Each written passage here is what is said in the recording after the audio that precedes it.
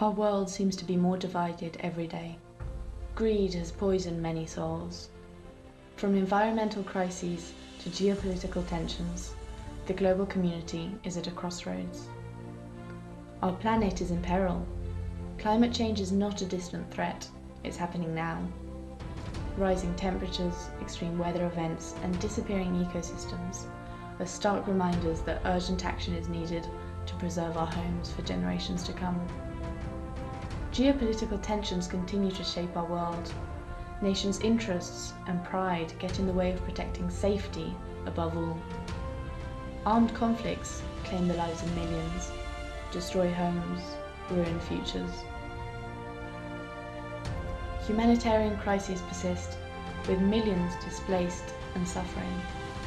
Addressing poverty and providing humanitarian aid and promoting sustainable development are crucial to ensuring a future where every individual has the opportunity to thrive. As we navigate these turbulent times, the need for unity, empathy, and forward thinking has never been greater. Climate change, pandemics, and refugee crises are not confined by borders. Together, we must confront these challenges head-on, fostering a world where the well-being of our planet and its inhabitants is the top priority.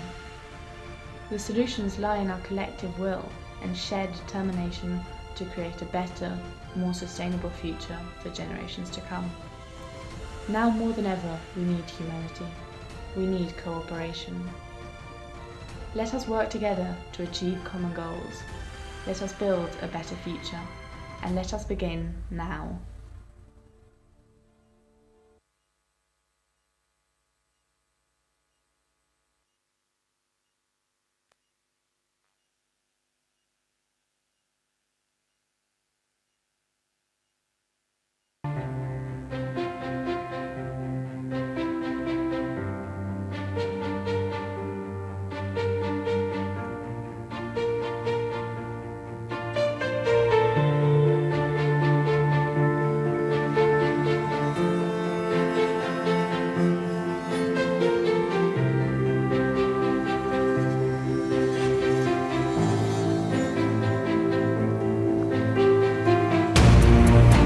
Welcome everyone to the opening ceremony of the first edition of IMUNBP. Please give a round of applause to the 19 chairs of this year's conference. Berta Soler, Caral Felip, Ainara Gómez, Alex Salvat, Marc Vallet, Blanca Vicente, Joaquín de la Calzada, Julia Luciano, Carlota Puig, Leilani Eugen, Nora Sardà, Honor Phillips, Claudia Cervera, Marc Palmer, Claudia Gris, Héctor Cienfuegos, Nacho Chávez, Paula Mas and Bruno Martínez.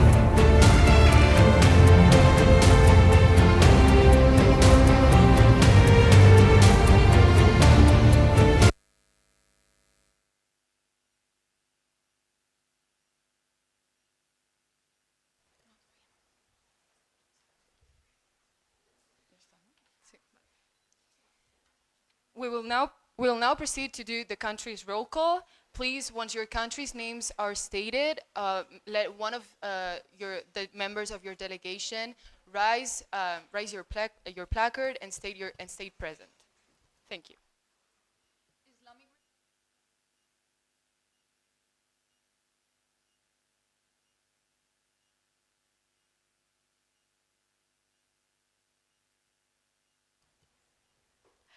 Republic of Azerbaijan, People's Republic of Bangladesh,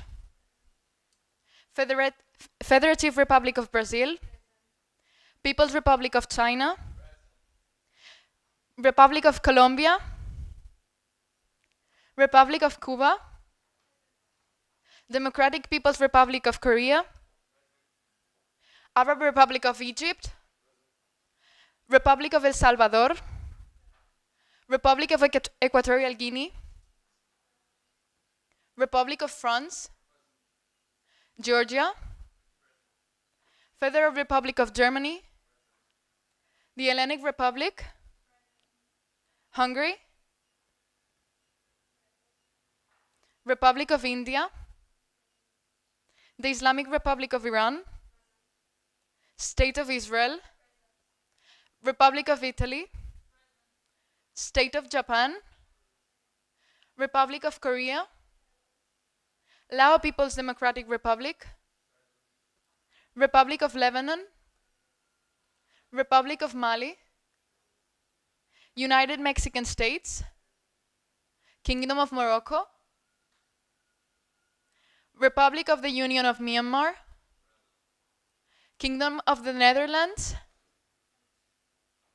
Republic of Niger, Islamic Republic of Pakistan, State of Qatar, Russian Federation, Kingdom of Saudi Arabia, Republic of Serbia, Republic of South Africa, Kingdom of Sweden, Syrian Arab Republic, Republic of Turkey, Ukraine, United Kingdom of Great Britain and Northern Ireland, United States of America. Now, to kick off this opening ceremony, we will be hearing from our dear Deputy Secretary General, Inés Cirera, a former BetàniaPatmos student. Inés is a fourth-year Law and Global Governance student at ESADE, and is also the president of the ESADE Student Law Society. She has a long history of MUNs, and we will be now hearing a few words from her. Inés, the floor is yours.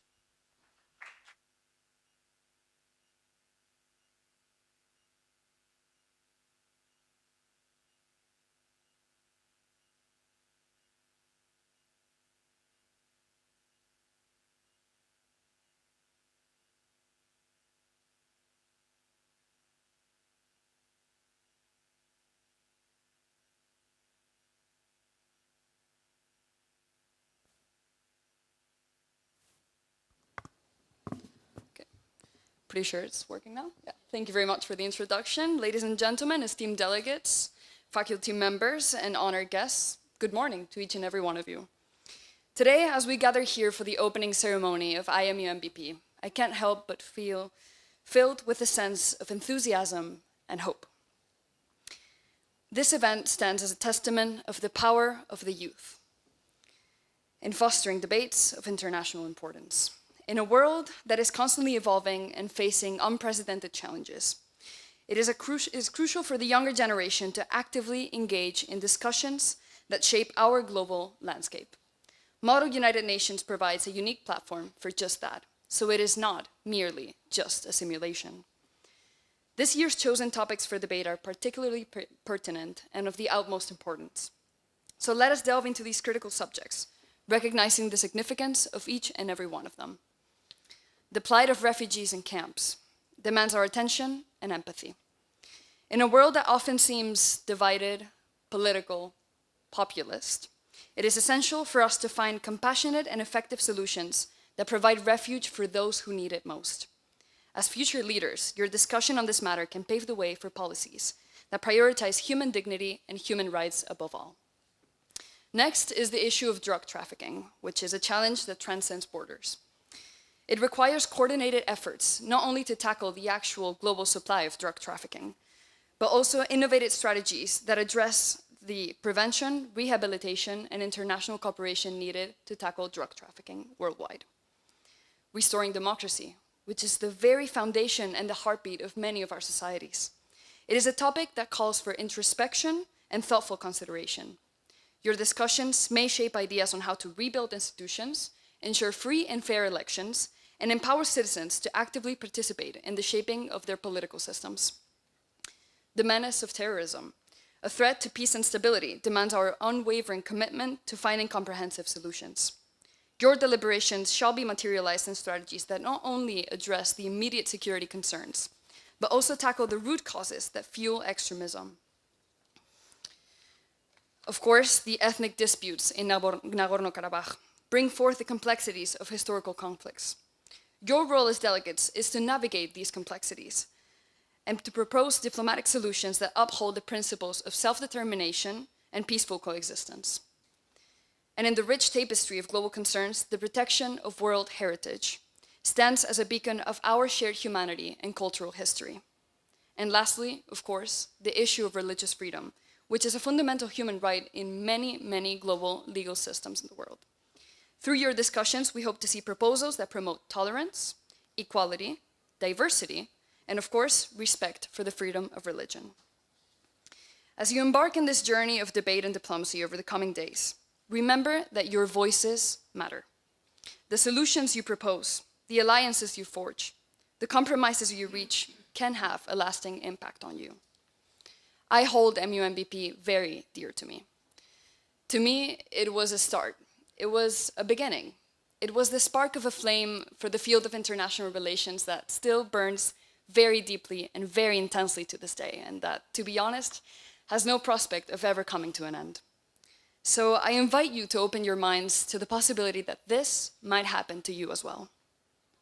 So in conclusion, let me express my deepest appreciation for each and every one of you for taking on the responsibility and the time of being here today to represent the countries that you do. Your dedication to the principles of Model United Nations is a testament of the potential of us, of the youth, in shaping a bigger, better, brighter future. So I wish you all fruitful deliberations and a truly enriching experience here at IMUNBP. May your discussions be insightful, may your diplomacy be effective, and may your commitment to positive change be unwavering. Thank you very much.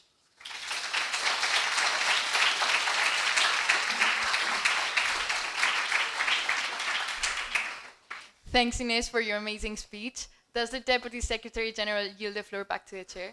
To the Presidency?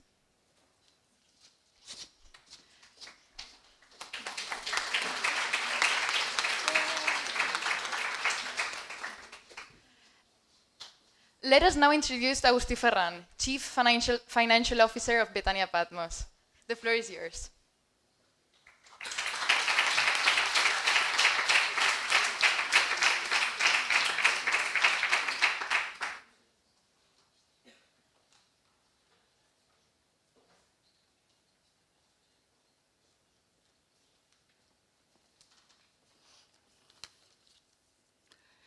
Good morning, ladies and gentlemen.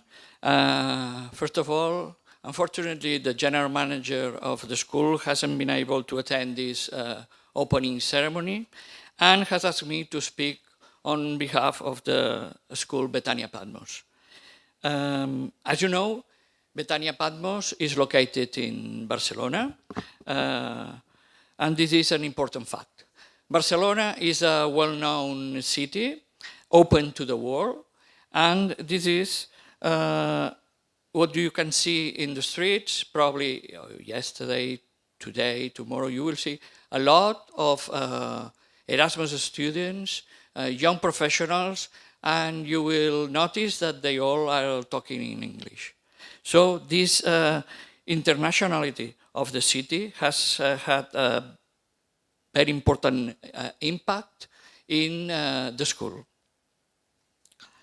Our students, since they are 10 years old, they are used to travel to other countries, mainly in Europe, but they also gone to China, Australia, US. They travel for study, 1 month, 1 quarter, 1 year, or to know another cultures. And in this international environment that they are moving, we started 10 years ago our participation in an IMUN, an international MUN, and it was a really success. Then we started going every year, and after 10 years we started to organize an internal IMUN. This was just for the students of the school of BetàniaPatmos. 5 years ago, the students that were attending an IMUN in Germany, I think, they proposed to the school to organize an international, our own international MUN. This is the logical next step. Yeah? First we attend an IMUN, then we participate in an internal IMUN, and then we organize one. We call it IMUNBP, which is this one. And this is the first time that we organize an IMUN. It's an event of big magnitude. We are talking about 200 people involved in this organization and participating in this IMUN. It's not easy because we have, or you have to think about countless topics, different topics, from the pedagogical part to topics such as food, cleaning, IT communications, etc. It's really a tough task.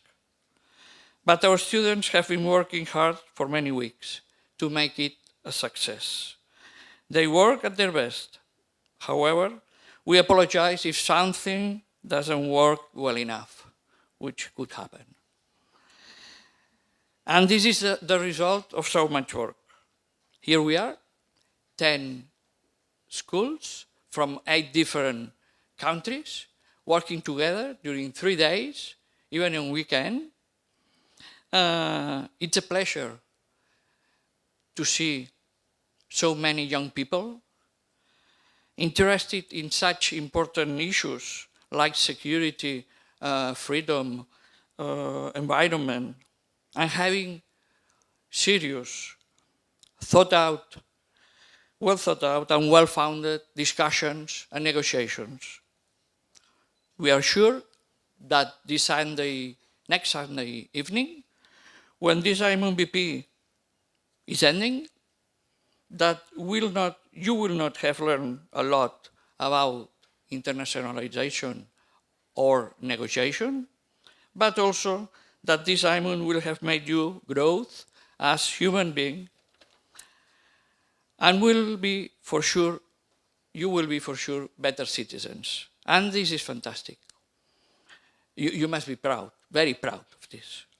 Finally, we are very grateful that you have come, because it means that you have trusted us, even without having any background on this kind of events.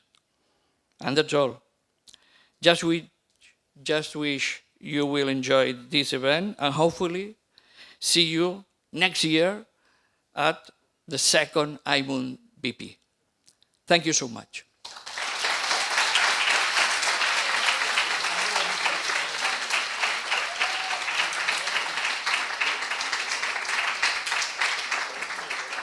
Thank you, Agustí, for your very kind words. Now we will move on to hear our first speaker of the ceremony, María José Miñana. As project manager at UNESCO and program specialist, she has been part of the organization since 2010. She is in charge of establishing, monitoring, and evaluating work plans that work under the principles of UNESCO, and is also a member of the evaluation committee of the Heritage Emergency Fund. She has experience in fundraising, cultural heritage, and public policy. Please pay attention to the video she has very kindly sent us. Excellencies, dear delegates and chairs, staff, members of the MUN community, dear teachers. It is my great pleasure to send you this video message with a brief presentation of UNESCO and my work in this agency. I am María José Miñana, and I graduated from BetàniaPatmos in 1998. I would like to warmly thank the organizers for this invitation and congratulate them for this initiative, which shows a growing interest of youth in the role of the United Nations and international cooperation in facing today's challenges. As you know, UNESCO is the United Nations educational, scientific, and cultural organization. It is a specialized agency within the United Nations system, which contributes to peace and security by promoting international cooperation in education, science, culture, as well as communication and information. It was created in 1945, right after the Second World War, with the aim of establishing the intellectual and moral solidarity of mankind, and thereby preventing the outbreak of another world war. UNESCO's programs contribute to the achievement of the Sustainable Development Goals defined in the 2030 Agenda, adopted by the UN General Assembly in 2015. In this regard, UNESCO promotes cultural heritage and the equal dignity of all cultures, and also works to ensure that every child has access to quality education. UNESCO fosters scientific policies as platforms for development and stands up for freedom of expression as a fundamental right for democracy. UNESCO helps countries to adopt international standards that foster the free flow of ideas and the exchange of knowledge. In this spirit, UNESCO has 5 programmatic sectors you can see on the screen. I work in the culture sector and I will give you more details in a few minutes. UNESCO also has 2 global priorities, which are Africa and also gender equality, because UNESCO believes that all forms of gender-based discrimination are violations of human rights. UNESCO has 2 governing bodies, the General Conference, which determines the policies and main lines of work of the organization, consists of representatives of all member states of the organization and meets in ordinary session every 2 years. The Executive Board is responsible for the execution of the program adopted by the General Conference and is composed of representatives of 58 member states. I would like to mention that membership of the United Nations carries with it the right to membership of UNESCO. However, states that are not members of the United Nations may be admitted to UNESCO upon recommendation of the Executive Board by a 2/3 majority vote of the General Conference. This is the case of Palestine, which became a member state in 2011. I work at the UNESCO Secretariat. You may already know it, but as an international civil servant, I am obliged to follow the standards of conduct for the International Civil Service, which means that, for instance, I should refrain from making public statements in social media, online petitions, or demonstrations. As told you before, I work in the culture sector. UNESCO, as the only UN agency with a specific mandate on the protection of cultural heritage, has developed international conventions to protect and safeguard cultural heritage in all its forms and promote the diversity of cultural expressions. You can see on the screen all the UNESCO Culture Conventions, including the 1954 Convention for the Protection of Cultural Property in the Event of Armed Conflict, the 1970 Convention dedicated to the fight against the illicit trafficking of cultural property, where I work, and the 1972 World Heritage Convention, which is probably the most well known. You may also have heard of the 2003 Convention on the Safeguarding of Intangible Cultural Heritage, for instance, as Castellers or flamenco are inscribed in the representative list. So you may ask yourself, why do we need to protect and safeguard cultural heritage, and why do we need to support creativity? At UNESCO, we are convinced that no development can be sustainable without a strong cultural component. I mentioned before that UNESCO contributes to the achievement of the Sustainable Development Goals. When it comes to culture, protecting heritage and supporting creativity are fundamental to addressing the challenges of our time, such as climate change, poverty, inequality, the digital divide, and last but not least, supporting states in emergencies and armed conflicts. I'd like to focus on this last point, on the role of culture in emergency situations, where culture is particularly at risk because of its symbolic value. During recent conflicts, cultural heritage has suffered from collateral damage, large-scale looting, and has also become the target of deliberate attacks. You may remember, for example, the destruction of the archaeological site of Palmyra in Syria some years ago, or the looting of the National Museum of Baghdad in Iraq. At the same time, culture is a driver of resilience during conflicts and also of recovery after them. The ability to access one's heritage, such as a museum or a historical building, or to engage in a specific cultural practice may provide a sense of identity and empowerment. Moreover, after an emergency, culture can be a vehicle to rebuild economies and foster tolerance and reconciliation among communities. For example, music, dance, theatre, and cinema have been used to build understanding among diverse refugee communities. I actually work in a division called Culture and Emergencies, and in particular, I support states in the implementation of the 1970 Convention dedicated to the fight against the illicit trafficking of cultural property, which has been ratified by 144 states. I believe that it is important to highlight that the links between trafficking of cultural property and drug trade, arms smuggling, and even with the financing of terrorism. We know that terrorist groups in Syria and Iraq use cultural property to finance their activities. Actually, the United Nations Security Council issued a resolution in 2015, Resolution 2199, to prohibit the import of antiquities from Syria and Iraq. So what do I do in my daily work? To make a very long story short, we assist states in the development of preventive measures to protect cultural property from being stolen or illicitly exported. States designate which objects should be protected under this convention, which need to be of importance for archaeology, history, or art. For instance, antiquities more than 100 years old are usually covered under this convention.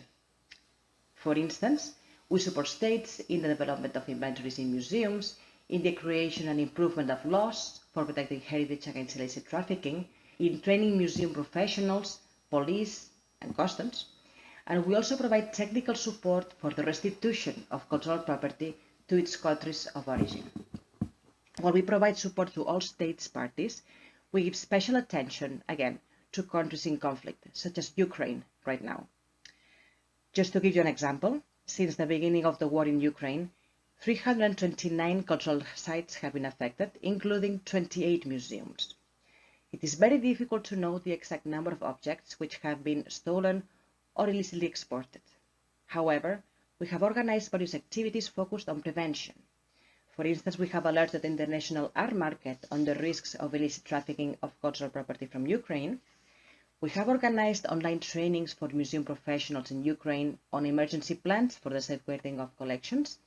We have organized a training for customs and police in Poland so that they can also identify cultural property from Ukraine, among many other activities. I have come to an end of my presentation. I would like to congratulate you again for this initiative, and please do not hesitate to contact me on the address you have on the screen. Last but not least, I would like to take this opportunity to thank the wonderful teachers that I had in BetàniaPatmos. Thank you very much, and see you soon.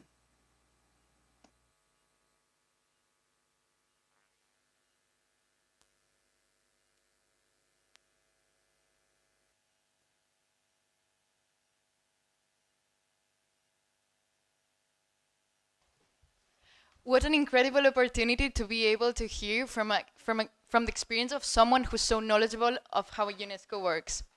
As we continue with the ceremony, we will now have the pleasure of meeting our second speaker, Marina Guy.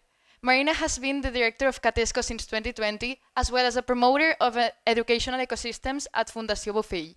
She has also participated in the General Conferences of UNESCO, the UN High-Level Political Forum, the UN Commission on Status of Women, and the UN Human Rights Council, among others. Please give her a round of applause. Ms. Gay, the floor is yours.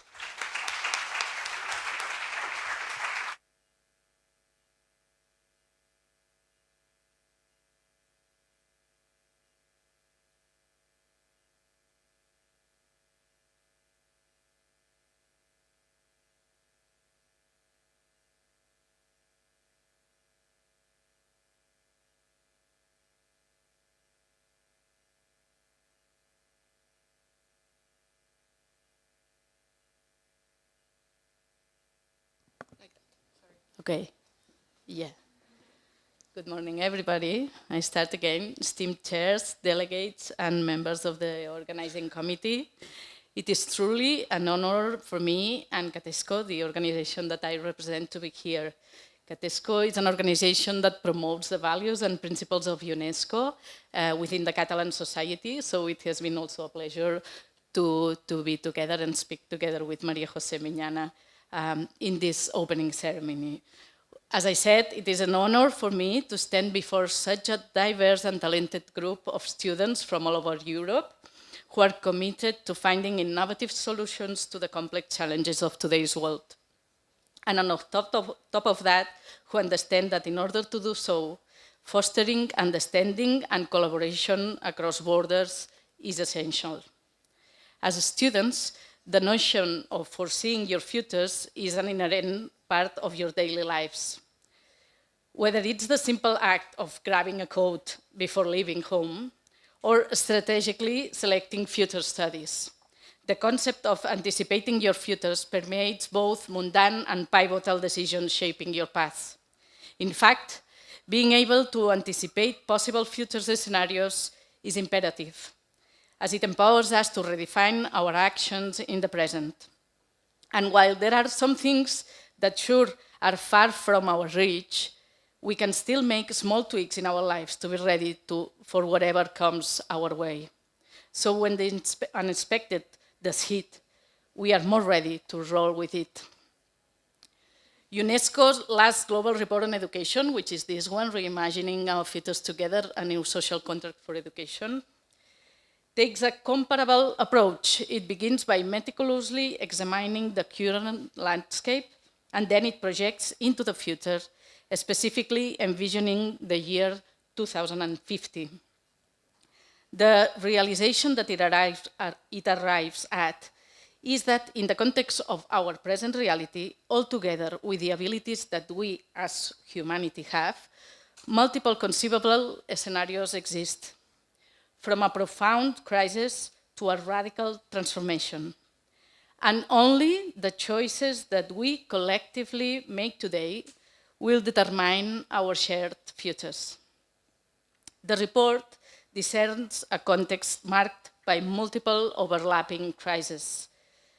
These include escalating social and economical inequalities, the pervasive impact of climate change on our daily lives, democratic backsliding fueled by the rise of authoritarianism and political extremisms, and unprecedented digital transformation that propels humanity into uncharted territories with potentially profound effects on our daily existence.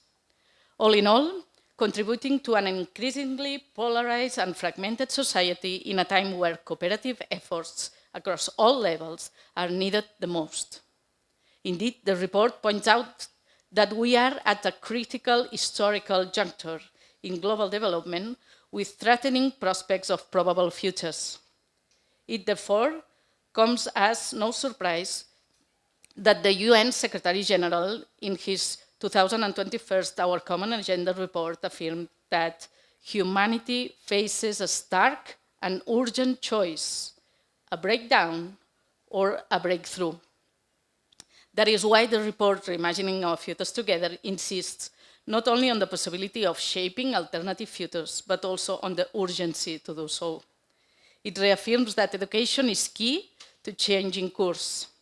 Indeed, education has great potential to help shape more just, inclusive, and sustainable futures by rebalancing our relationship with each other, with the living planet, and with technology. However, despite this potential, the report argues education needs to be renewed if it is to transform the future. The main rationale to renew education is the persistence of widespread exclusion from educational opportunity despite progress made in expanding access worldwide to education over the past several decades. How can current models of education possibly transform the future when over 700 million youth and adults around the world are non-literate? How can our models of education transform the future when close to 60% of youth around the world do not possess minimal proficiency levels in reading and mathematics?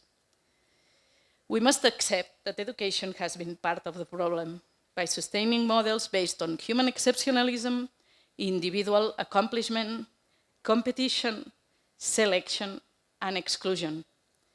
Indeed, as has been noted, the world's most educated countries and people are the ones most accelerating the climate change.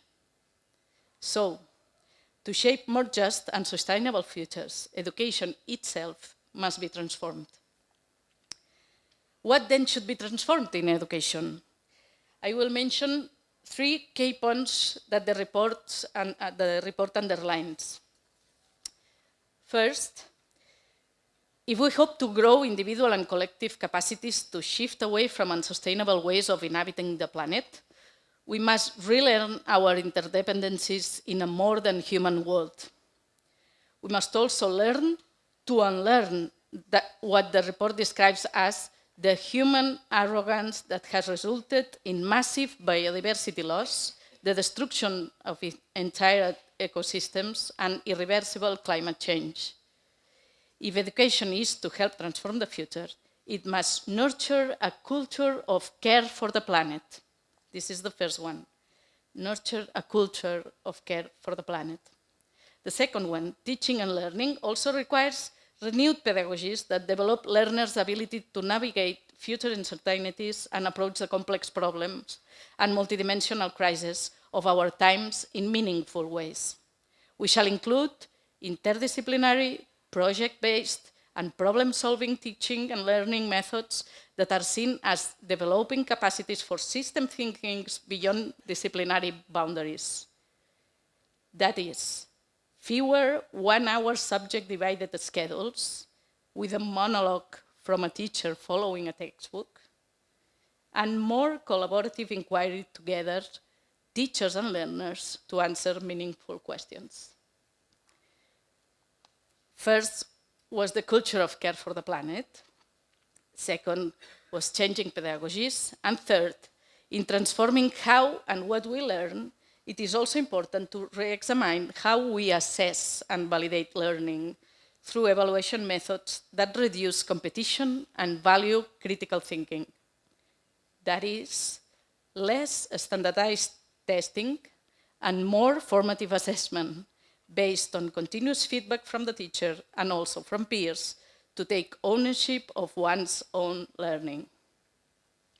I have mentioned 3 aspects that should change in education, but in fact the report says that 3 questions can be considered as we seek to renew education. First, what should we continue doing? So what we need to maintain, protect, and strengthen within existing educational system, the things that we are doing well to face those global challenges. Second, recognizing that some of our policies and practices are ineffective, outdated, and even harmful. So what do we need to abandon? And third, what to reimagine and reinvent? Transforming our futures will require a renewal of education that builds on our collective accomplishment, critically examines our current failings, and reinvents new models. These 3 questions should be undertaken on all the conversations for this new social contract that suggests the report. That is why the report makes a call for global solidarity and international cooperation, so well represented in the meeting we are inaugurating today.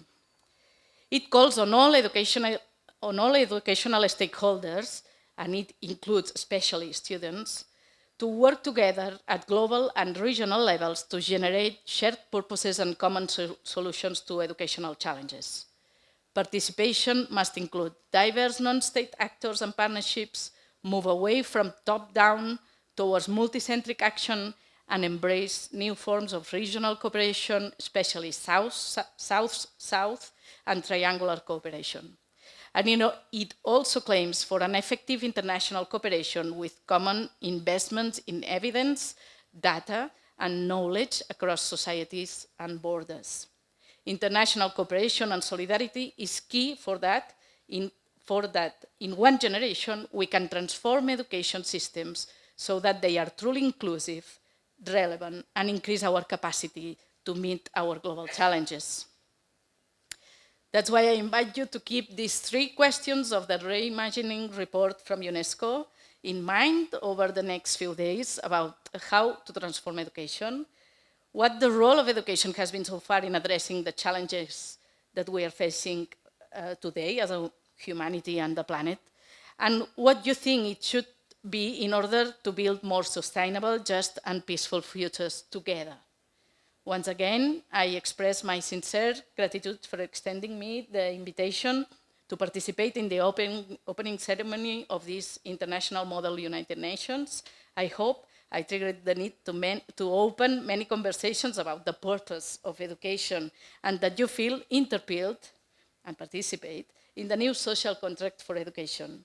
In other words, that you acknowledge the importance of collective sense-making and collaboration for a common shared purpose.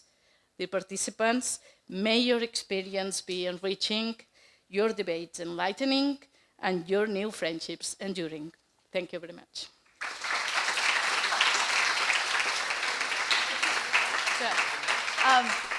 Thanks for your amazing speech. Is Marina Gay open to any points of information? Any questions? Are there such in the house? If so, please raise your placards high now.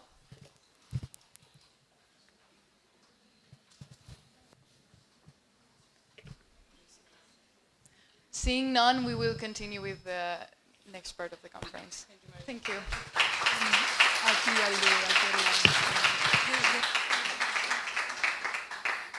And now we have the pleasure of introducing our third speaker of the day through a video also. His name is Federico Mayor Zaragoza and has served as Director General of UNESCO from 1987 to 1999.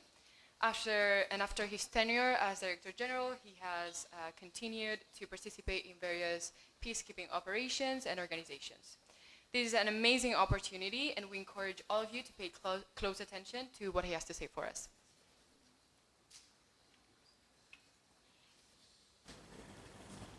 Dear friends, I am extremely happy to address you in this occasion because Ainara has been always one example of the necessity for all of us to know what has happened, to have this duty of memory,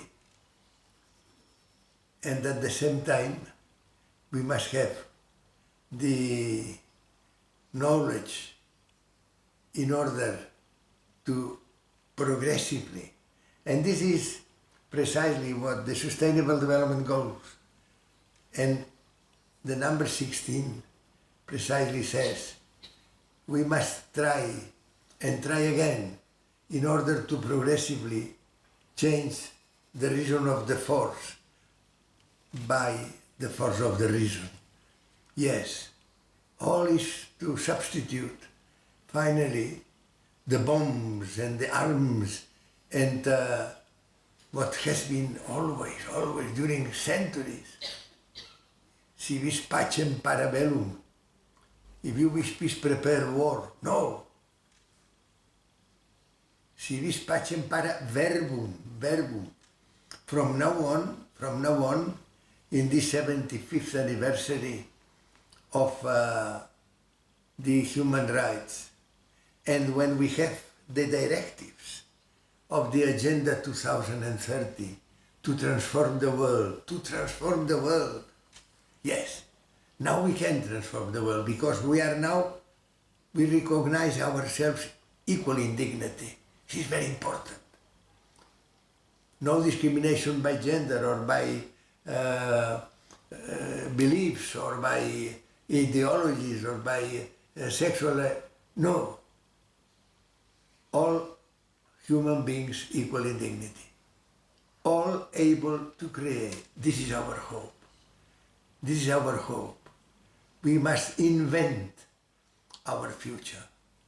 And now is the moment by which, I repeat, we must apply in our normal everyday life the principles of the sustainable development. Yes, at this very moment of humanity, we have possible irreversible processes going on. And this is terrible because we must now say, stop. Now, no more bombs, no more force. Now is the moment of verbum, not of bellum. And we must progressively, through the United Nations system, but without veto. The problem is that immediately in San Francisco, the same day of the creation of the United Nations, they were inhabilitated by the veto of the 5 winners of the Second World War. Now is the moment of we the peoples. Now is the moment to put into practice the wonderful charter of the United Nations of democratic multilateralism. Dear friends, I am particularly happy that is in this moment that Ainara considers important for the progressively acceptance by all the people in the world that we, the peoples, is now the moment to transform the world. Thank you.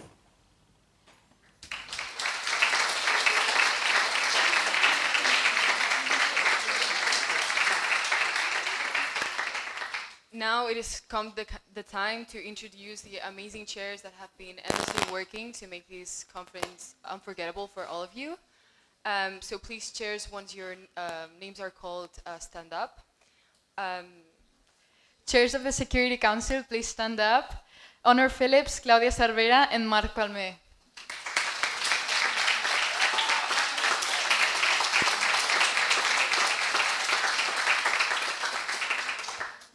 Chairs of the Disarmament and International Security Committee, Blanca Vicente, Joaquín de la Calzada, and Julia Luciano.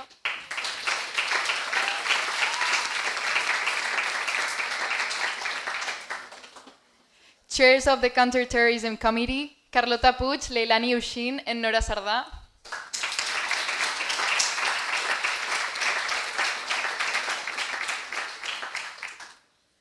Chairs of the Human Rights Council, Berta Soule, Ainara Gomez, and Keral Felipe, who's not here.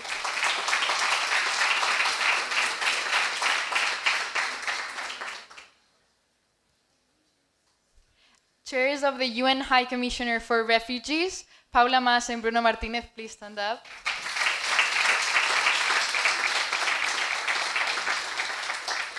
Chairs of the United Nations Educational, Scientific, and Cultural Organization, Marc Bayet and Alex Salvat, who's not here.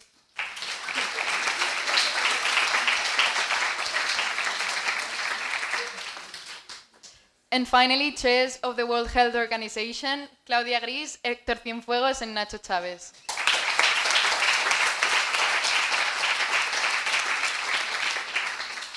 Now it has come the time to hear from our ambassadors.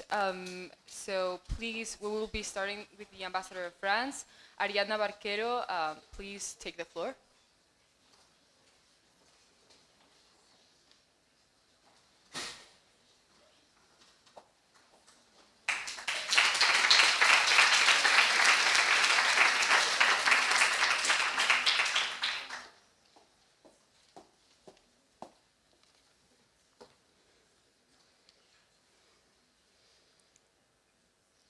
Lovely Secretary General, lovely Deputy Secretary General, Honorable Presidency, Honorable Chairs, distinguished delegates, esteemed members of the press, dear guests and staff. Ladies and gentlemen, France has always fought for what is fair. After World War II, the UN was founded, rising like a phoenix from the ashes.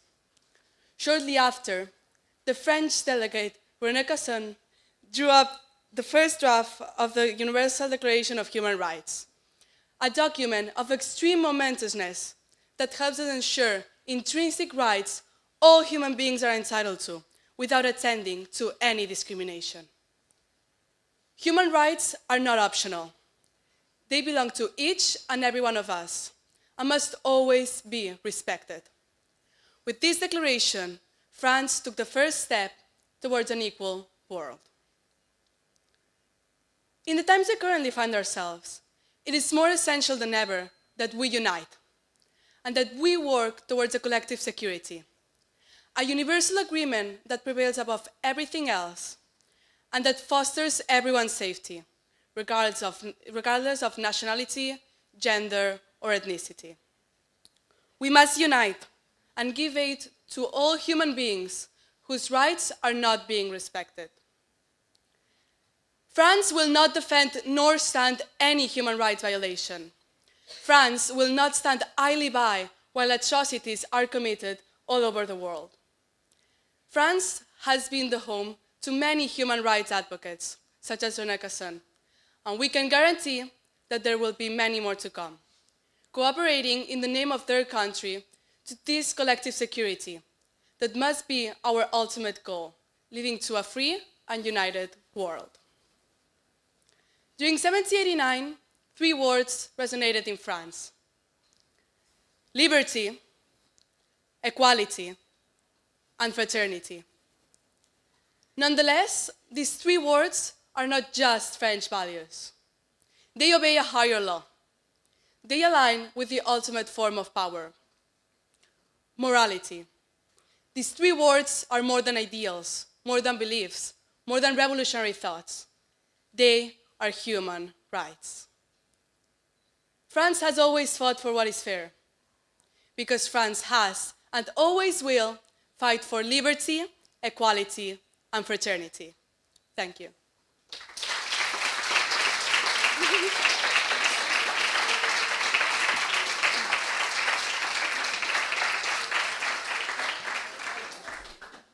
Thanks, Delegate. Is the Delegate open to any points of information? More than any. Are there such in the House? If so, please raise your placards high now.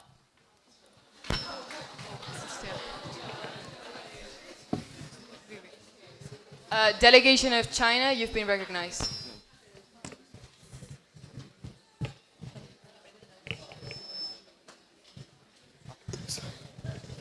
Oh, perfect. We thank the delegation for the speech. There are so many aspects to tackle regarding that statement, if we can call it so.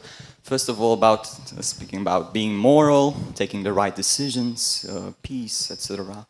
And we will not mention Algeria or the very interesting colonial past of France, but we would like to, for example, discuss the more recent aspects. For example, the controversial President Emmanuel Macron, or the situation in Niger and the horrible way of putting and the horrible way of dealing with this. And this is not accusations made by China, not at all.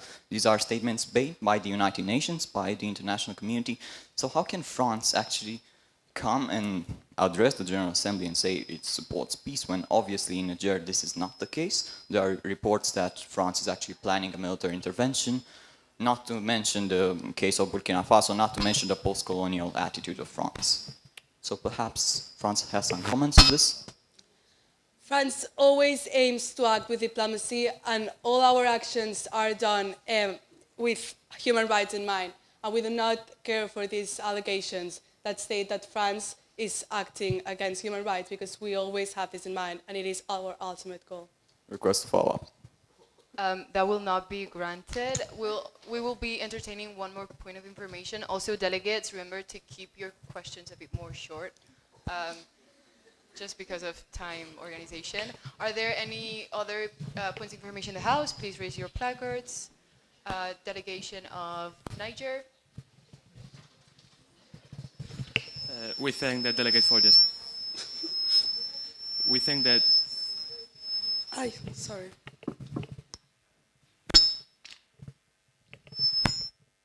We thank the delegates for their speech. And just a quick question.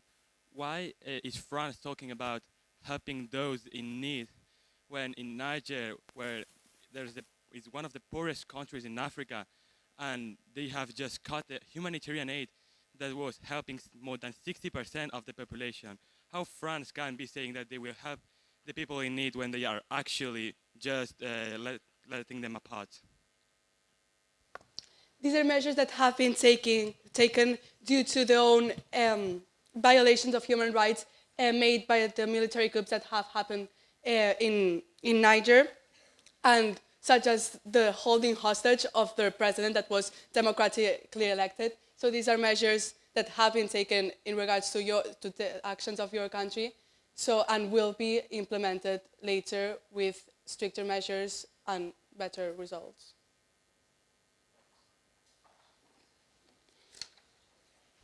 Thanks, Delegate. Does the Delegate yield the floor back to the Presidency? The floor is yielded.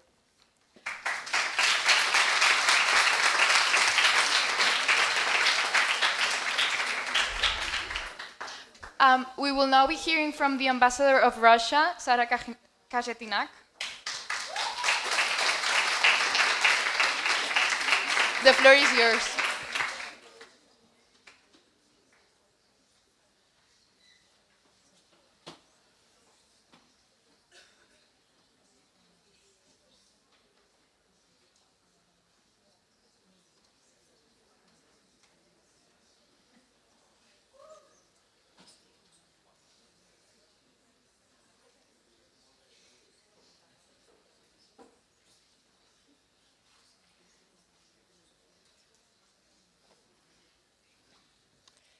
As the Russian Federation, It is our pleasure to welcome each and every one of you to this Please, model... delegate, please address the higher charges of the conference. Thank you.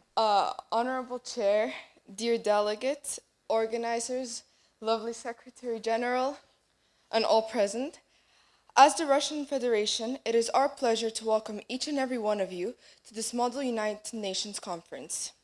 Today we gather here as representatives of respected nations united by a common goal to engage in meaningful debate and find solutions to the challenges that our world faces. The Russian Federation warmly welcomes all delegations present at this prestigious gathering. We believe that the United Nations' strength lies in its ability to foster international cooperation, dialogue, and understanding.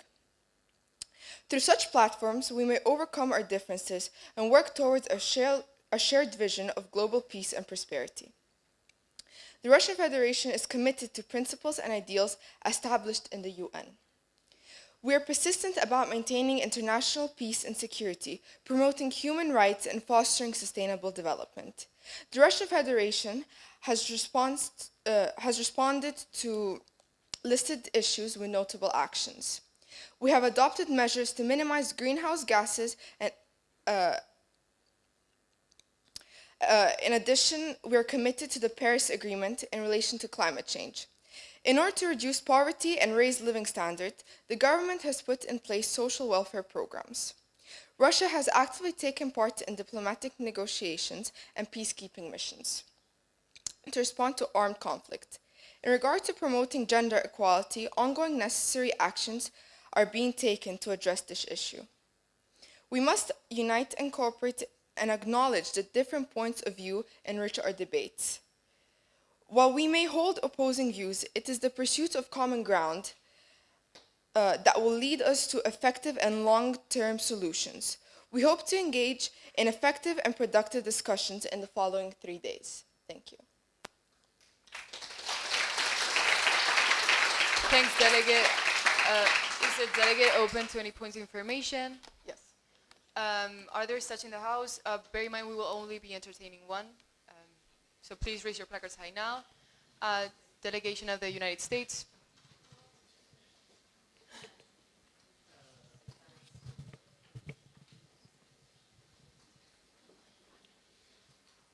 Thanks, Secretary General. How can the delegate of Russia state that it supports peace while clearly occupying Ukraine and fails to address all of the issues present in the Ukraine? Thanks. Thank you for the question. While Russia denies direct involvement, it has accused of supporting there's in other conflicts that have occurred, such as the Nagorno-Karabakh conflict, Russia played a role as a mediator and developed peacekeeping forces to monitor the ceasefire and maintaining stability in the region. However, we deny to talk about Ukraine since there's a further story to it, so yeah.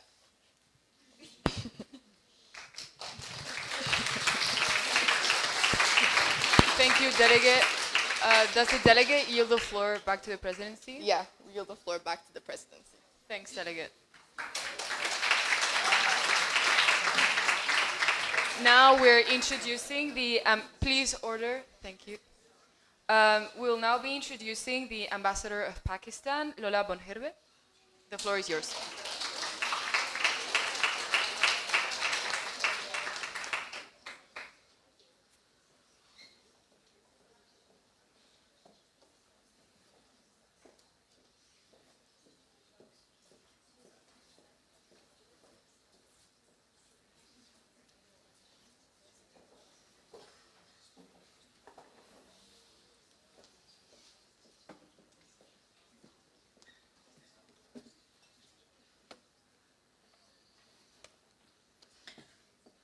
Honorable Secretary General, President of the General Assembly, fellow delegates, chairs, and most esteemed guests.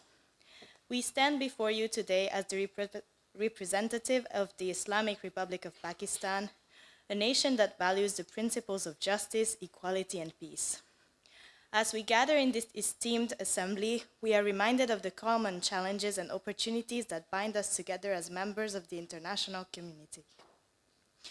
Pakistan has always been a staunch supporter of the United Nations and its mission to foster cooperation, dialogue, and understanding among nations.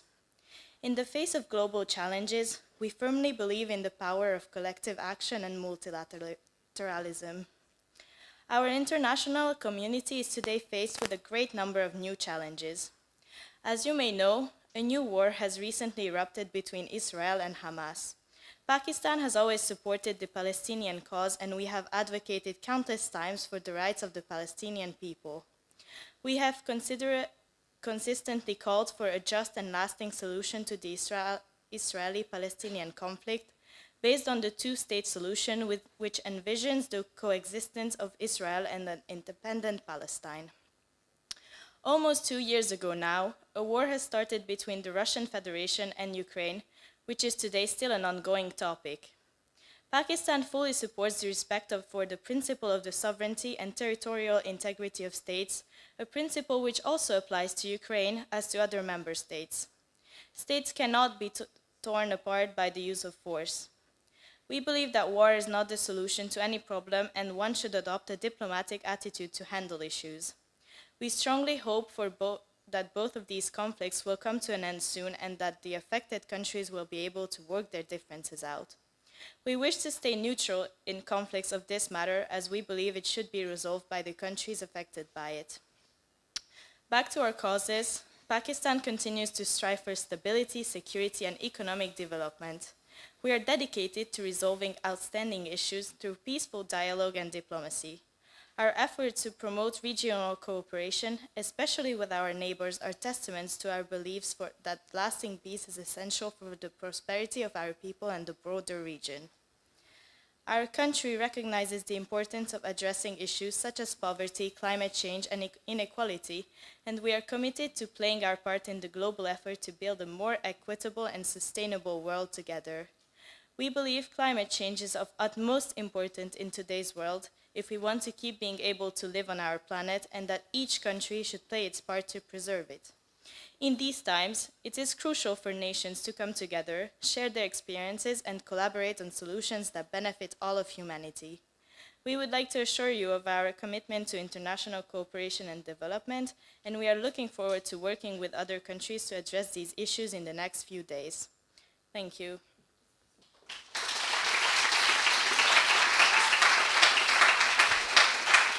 Thank you. Thank you, Delegate. Is the delegate open to any points of information? Any and all. Are there such in the House? If so, please raise your placards high now. We will only be entertaining one point of information. Israel, you've been recognized. Thank you, Delegate, for your speech. We would like to ask if the delegate is aware that Hamas is a terrorist organization and is the responsible for the war between Israel and Hamas. Yes, we are aware, but we believe that the two countries of Palestine and Israel should still try finding a peaceful solution to solve their issues, even though in this case, the Palestine is not the one involved. Thank you. Does the delegate, sorry, we will not be entertaining any more points of information due to time constraints. Does the delegate yield the floor back to the presidency? We yield the floor back to the presidency. Thank you.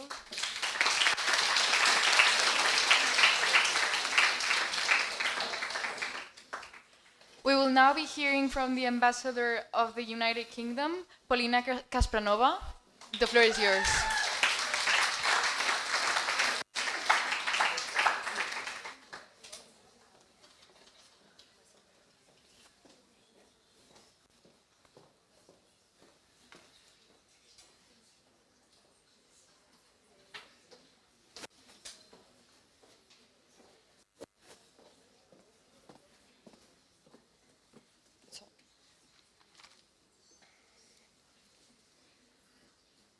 Lovely Secretary General, lovely Deputy Secretary General, Honourable President of the General Assembly, and Deputy President of the General Assembly, Honorable Presidency and Chairs, distinguished delegates, dear guests and staff, ladies and gentlemen. The United Kingdom of Great Britain and Northern Ireland is intent on ensuring the future generations will have something ours never had, a safe, peaceful, and prosperous future. Today, we come together as a global community and are focused on creating a better world for all, as well as improving the socio-economic progress of other countries. However, we must emphasize the need for preserving the political connections and cooperation among countries in order to find the cohesive solutions to problems in today's world of glowing anti-globalization and intense nationalism. Now, let's ask ourselves what these problems are. The United Kingdom's views, the escalating tensions across the global hotspots is one of the most crucial current issues. Although recently overshadowed by Hamas's attack on Israel, we must remember that there are other areas globally where tensions remain present and pose a security threat to the global community. Another important problem we face is the decline of human rights globally, especially in the less developed nations and areas. Lastly, we would like to emphasize the need to protect and ensure that our heritage is preserved and that we do not forget the past while taking the lessons history taught us and giving them to ourselves a better future. As mentioned, we have created a humanitarian crisis, which has become a time bomb, and it's one that must be disarmed quickly. The vain and profit-driven choices of violating human rights years after years, repeatedly, whether within nations or states, or in refugee camps, is an absurdity that the United Kingdom regrets. We must ensure that the rights of individuals are protected and preserved specifically for those in the most vulnerable conditions. Secondly, we're deeply concerned by the increasing tensions in the Nagorno-Karabakh, as well as the sub-Saharan Africa, as well as an overall rise of state sponsors of terrorism. The United Kingdom has a major security-based and economic interest in the stability of the region, as conflicts that concern these areas deeply concern us too. Our priorities have been and remain enabling humanitarian assistance to civilian population and bringing about peaceful settlements of the conflicts.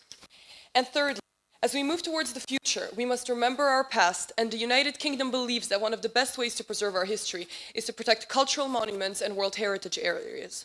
We believe in maximizing our efforts here as a global community and ensuring collaboration and preservation of the two. We stand behind the United Nations and its sometimes unappreciated but highly important ability to change the world we live in for the better. As the ambassador of the United Kingdom, I can vouch for one thing. Our delegation is not easily intimidated. We're prepared to work hard for what we believe in, protect those who cannot protect themselves, and ensure equality in our world that is in such dire need of stability. We're here to contribute towards positive change, and we won't let anything stand in our way. Thank you. We yield the floor to questions. Thank you, David. Are there such in the house? If so, please raise your placards. Delegation of China.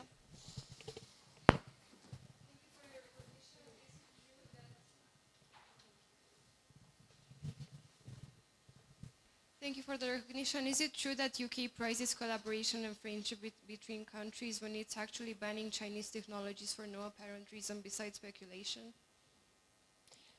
Thank you for your question, Delegate. Could we ask the presidency to please have the delegation rephrase their question? Please, delegation of China, rephrase your question in a more clear way. For what reason is UK saying that it's a great proponent of international collaboration when it's actually banning Chinese technologies for no apparent reason besides pure speculation? Thank you for the wonderful accusation, Delegate. The delegation of the United Kingdom, in our country, we ban technologies according to the principles that we have laid out according to policy, and it is in no way, shape, or form targeted at specific countries. We do what we believe is best to protect our state. Thank you. Thank you, Delegate. We will be entertaining one more question. We will be entertaining 2 points of information. Are there any in the house? Delegation of Egypt. Thank you for the recognition, and we thank the delegate for the wonderful speech. And we were just wondering, the delegate stated their involvement in the globalization, international connections, while at the same time leaving the European Union for their own benefit. Can the delegate please explain that occasion? Thank you for your question, Delegate. The United Kingdom is a democratic country, and as the delegation hopefully knows, we held a vote, and the majority of our country decided that it is in our best interest to leave the European Union. The United Kingdom works for its people, because we are, again, a democratic nation, and our people got asked the question, they answered, we did what our people wanted. As far as we're concerned, that's as democratic as it gets. Thank you for your answer. Does the delegate yield the floor back to the presidency? yielded.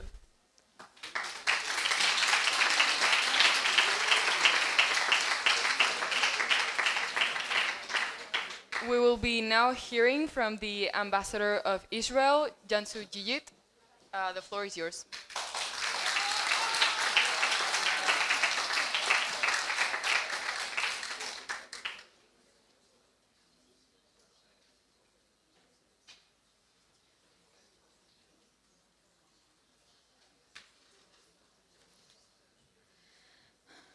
Madam PGA, honorable chairs, esteemed members of organization and press, dear guests and distinguished delegates.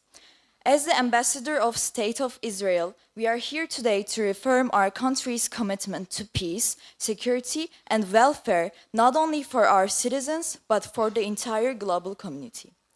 We are a nation who was born against many challenges. Even so, we achieved greatness in technology, science, and agriculture. Despite enormous hurdles, we have fostered a culture that values liberty, human rights, and the rule of law. Some of the challenges that we face include the necessity for long-term peace with our Palestinian neighbors, which is caused by the Middle East geopolitical situation. Israel remains committed to a two-state solution in which citizens of Israel and Palestine can live in peace and security. We believe that communication and negotiation are the only feasible options for reaching this aim. To conclude, Israel is ready to collaborate with other Model United Nations member states to build a world of peace, prosperity, and creativity. Thank you.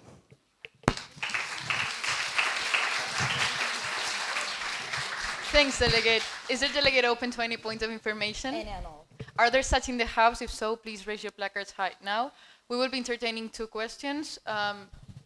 Delegation of Brazil, followed by the delegation of Russia. Thank you, Delegate, for your speech. How can the delegation of Israel preach peace and cooperation when it has killed more than thousands of Palestinian civilians for more than 70 years? Thank you, Delegate, for your question.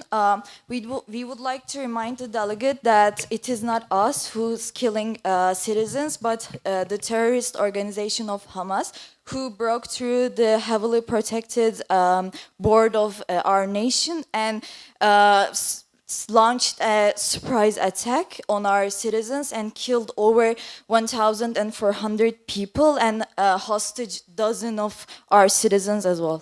Thank you. Delegation of Russia, you've been recognized.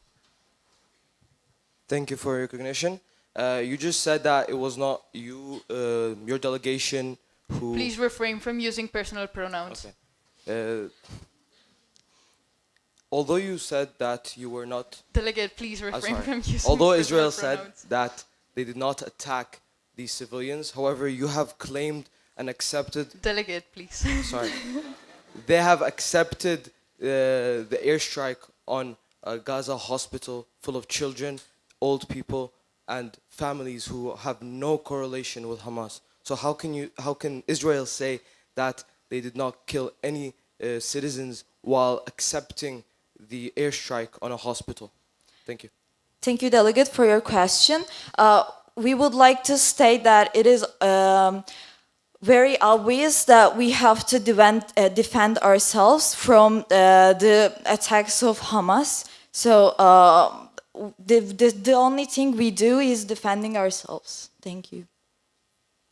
Does the delegate yield the floor back to the presidency? The floor is yielded. Thanks.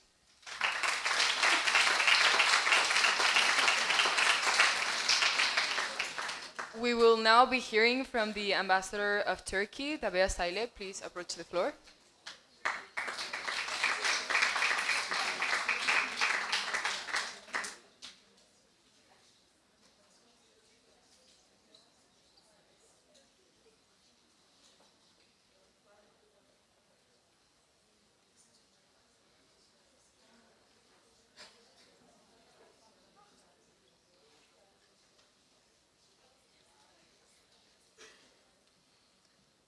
Excellencies, Honorable Secretary General, Honorable Deputy Secretary General, Honorable Presidency of the General Assembly, fellow chairs, distinguished delegates, ladies and gentlemen.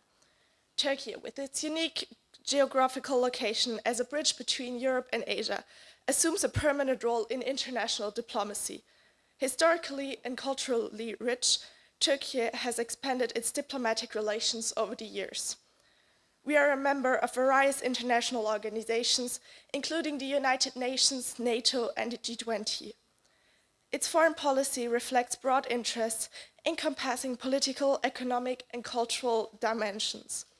Turkey maintains close ties with its neighbors, and its diplomatic efforts extend to Europe, Asia, and the Middle East. A key aspect of Turkish diplomacy is the promotion of peace and stability in the region.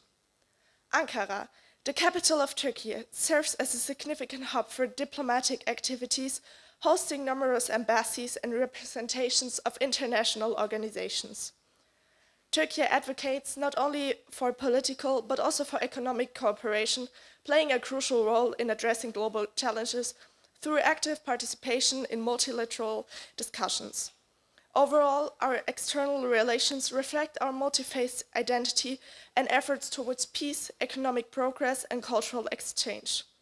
Turkey's external relations play a crucial role in the geopolitical landscape.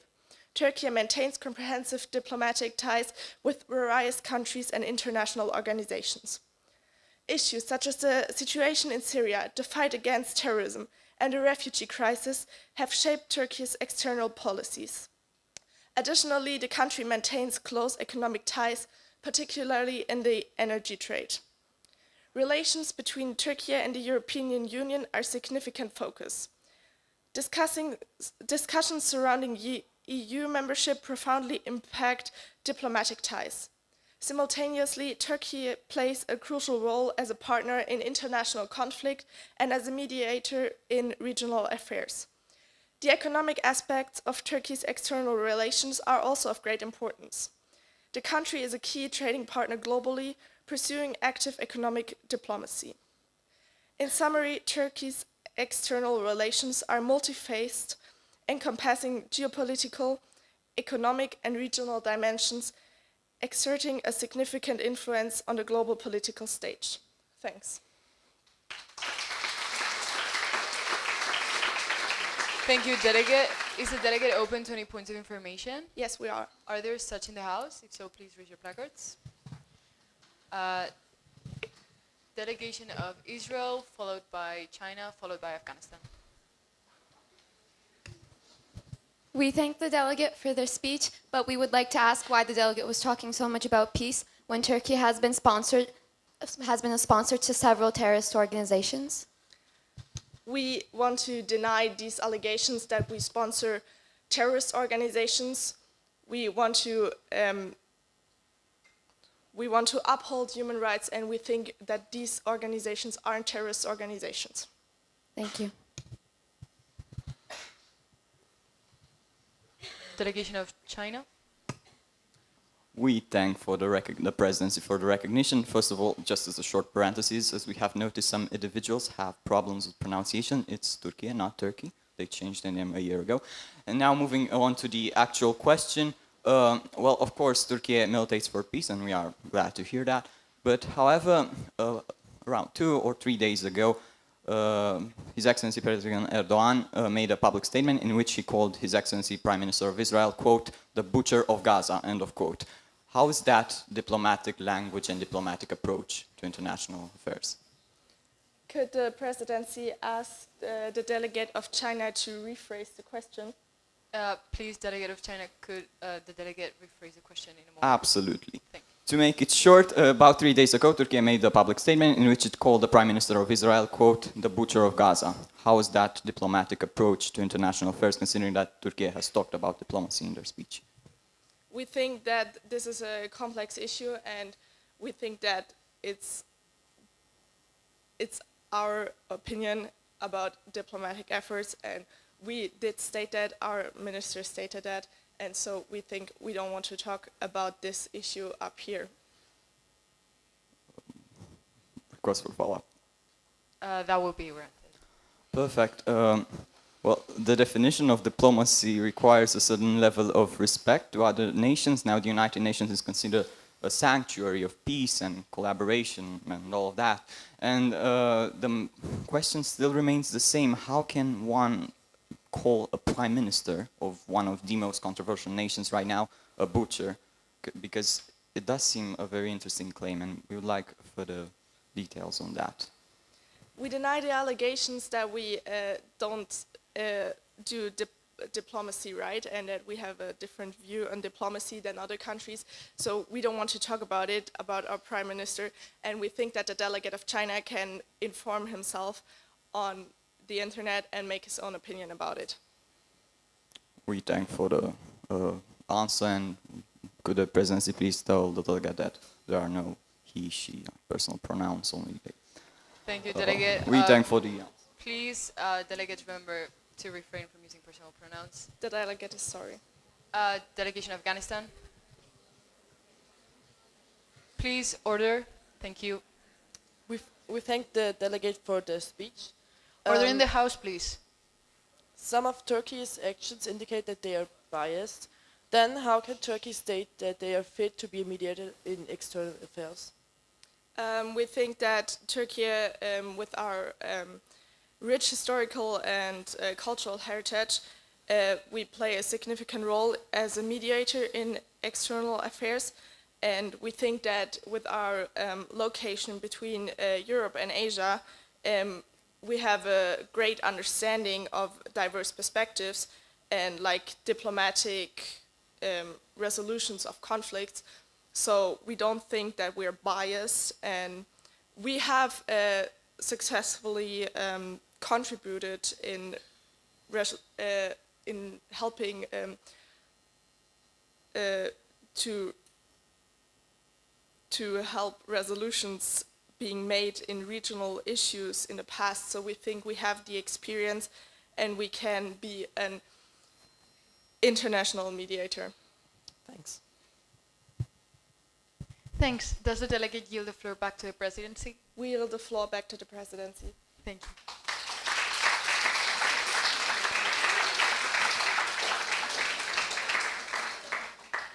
We will now be hearing from the ambassador of Niger, Diego Carmona. The floor is yours.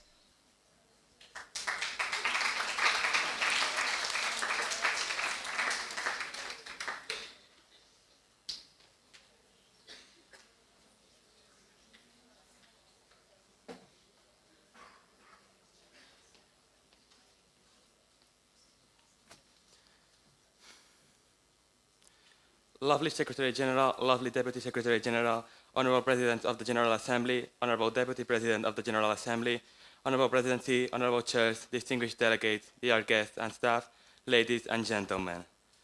The UN was conceived as a peacekeeper. The problem is that this conviction is not working. Israel and Palestine are in a bloody war where Gaza civilians are the ones suffering the most. Russia is conducting a special military operation in Ukraine. Yemen and Syria are still in a civil war that everybody has forgotten about. All these problems have the same common root: artificial borders. It's evident that the Western powers decided that a country of Israel should exist, or that Africa, Europe's private playground for hundreds of years, has nothing to decide where their borders are. Also, we want to express our concern about the war in the Middle East. First of all, it's evident that all countries have the right to defend themselves and to persecute terrorists. But the people of Gaza have nothing to do with this conflict. All of the hate and violence has their root in the illegal occupation of Israeli settlers in the West Bank and the generalized oppression of Palestinian population, which is often deemed as second-class citizens. Israel has been a colony from both the Ottoman Empire and the British Empire, but now they have transformed into the type of government who oppress them for hundreds of years. We ask Israel to please respect basic human rights, and we also ask the United States to stop bettering all the attempts to pull out the settlers from the West Bank. Nevertheless, we also want to talk about the humanitarian situation in many places, majority in Africa. Men, women, children, elders. No one is safe from the slow death from famine. Back in grain prices have skyrocketed due to the conflict in Ukraine. Back in 2022, a pact known as the Grain Deal Treaty was signed, allowing Ukraine to export their goods to countries like Ethiopia or South Sudan, which are in a deep humanitarian crisis. But the deal was broken, mainly because all participants didn't comply with the Russian demands. Also, the grain exported from Ukraine didn't go to needed countries. Only 2% of the grain went to African countries suffering from famine. The rest was sent to rich countries where the necessities are more than covered. Thankfully, the Russian Federation stood up for Africa and announced the shipping of more than 25,000 tons of grain for the nations suffering. And the best part of that, it was completely free. To sum up, our nation states here in front of the United Nations that more measures have to be taken in order to solve the country in the Middle East, and that Russia, the demon of Europe, as some might think, is in fact the only nation involved in the crisis of Ukraine that actually cares about those nations in need. Thank you.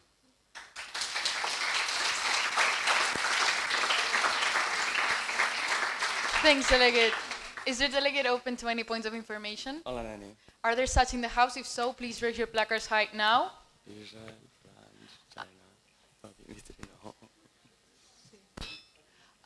United Kingdom, followed by Israel, followed by France.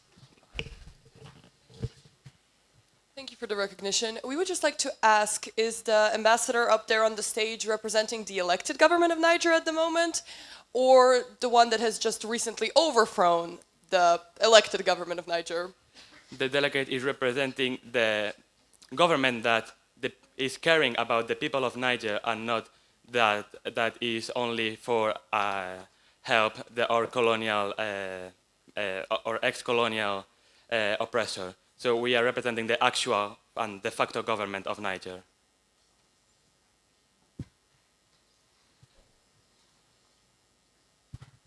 Thank you, Delegate, for your speech. The delegate stated that people in Gaza are dying because of the state of Israel, but we would like to ask if the delegate is aware that people in our country are also dying because of Hamas, and are they ready to take action in order to stop the terrorist organization of Hamas, instead of saying that our nation should talk with UN and stop bombing the terrorist organization of Hamas to defend ourselves?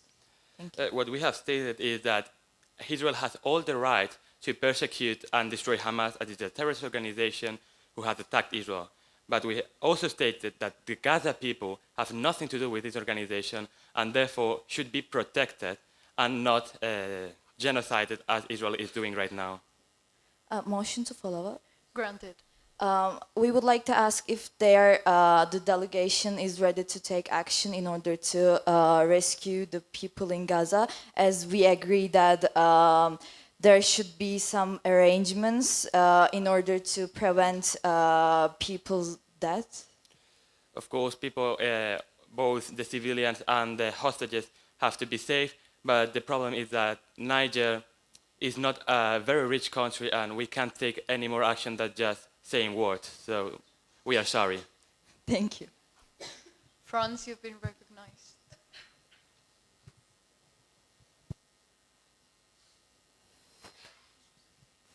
How can Niger criminalize the so-called Western governments that are clearly democratic and that have always aimed to help African countries such as Niger, when their own country and their own citizens have been aiming, sorry, the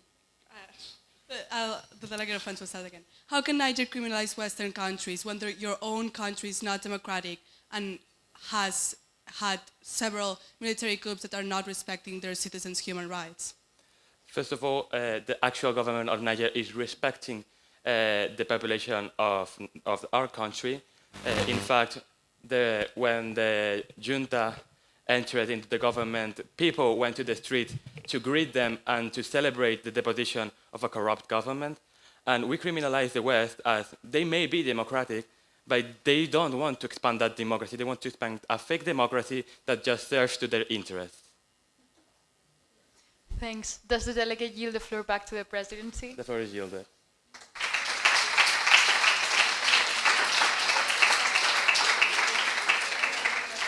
We will now be hearing from the ambassador of China, Dimitri Balotescu. Please approach the floor.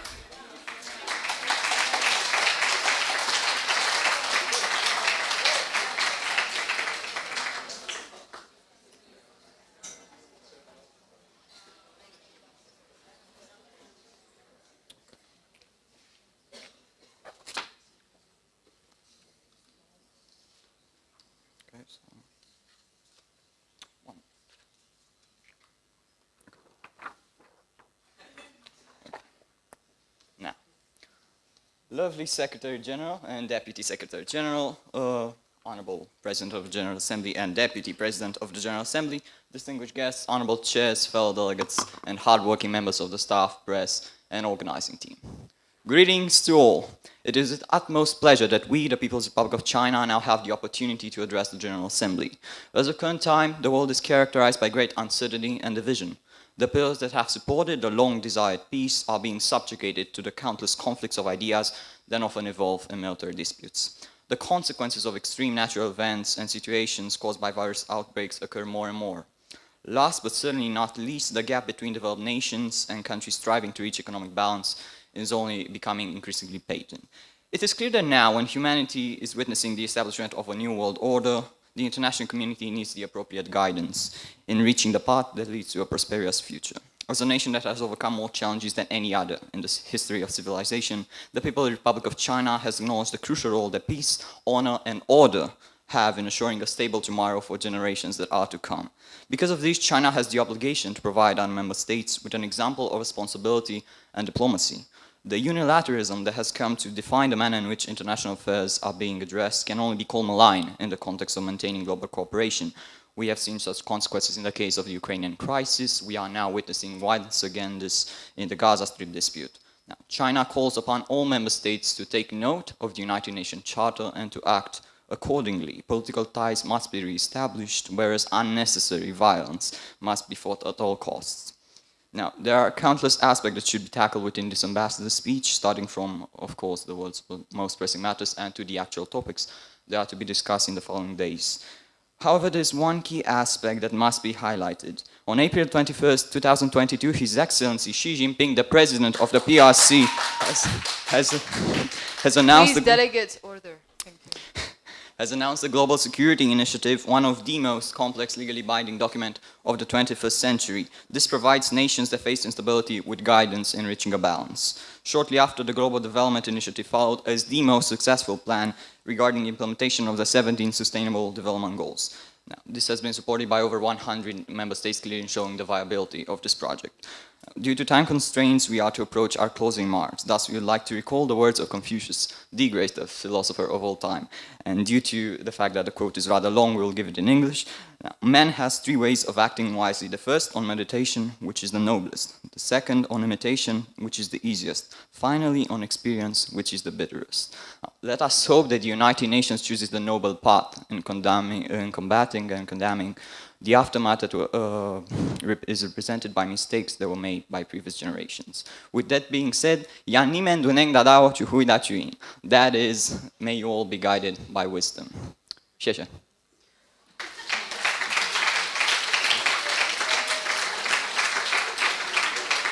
Is the delegate of China open to any points of information? To any and all, and we ask the presidency to please not limit the points of information, as we are sure that all these capable delegates have more than 2 points of information. The presidency will take that into account. Are there such in the House?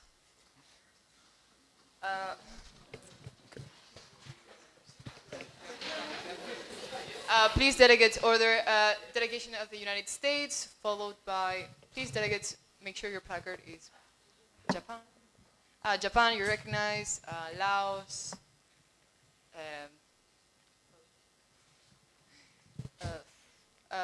Brazil and Israel.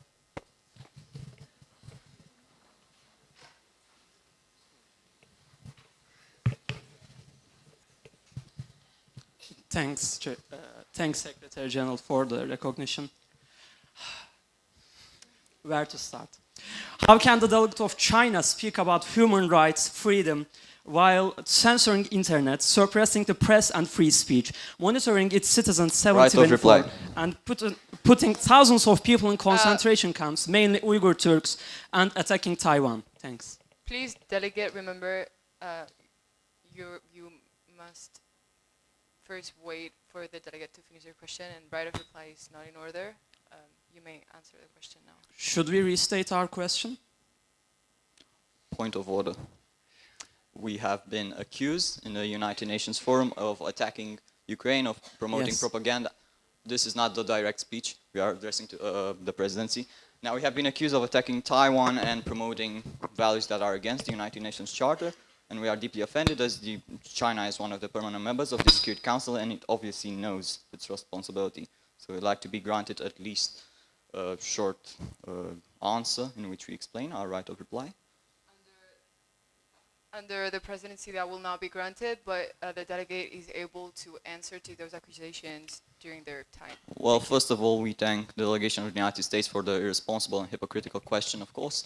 Well, first of all, it's rather hard to answer a question when all of these allegations are false, and the most obvious reason for this is that the United States is not providing any source. Now, saying China promotes propaganda that attack Taiwan, we simply have no reason to believe this. And however, it's very interesting that the United States is talking about violating human rights when we can just simply recall their actions in Afghanistan or Syria or Iraq, and the list can go on.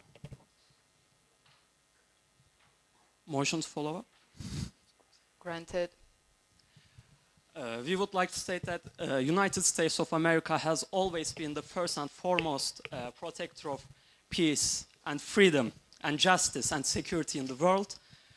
And we would like for China to make a public apology in front of all the member states for the people of Taiwan and the people of Uyghur Turks and all of the nations that China has attacked being a fascist country.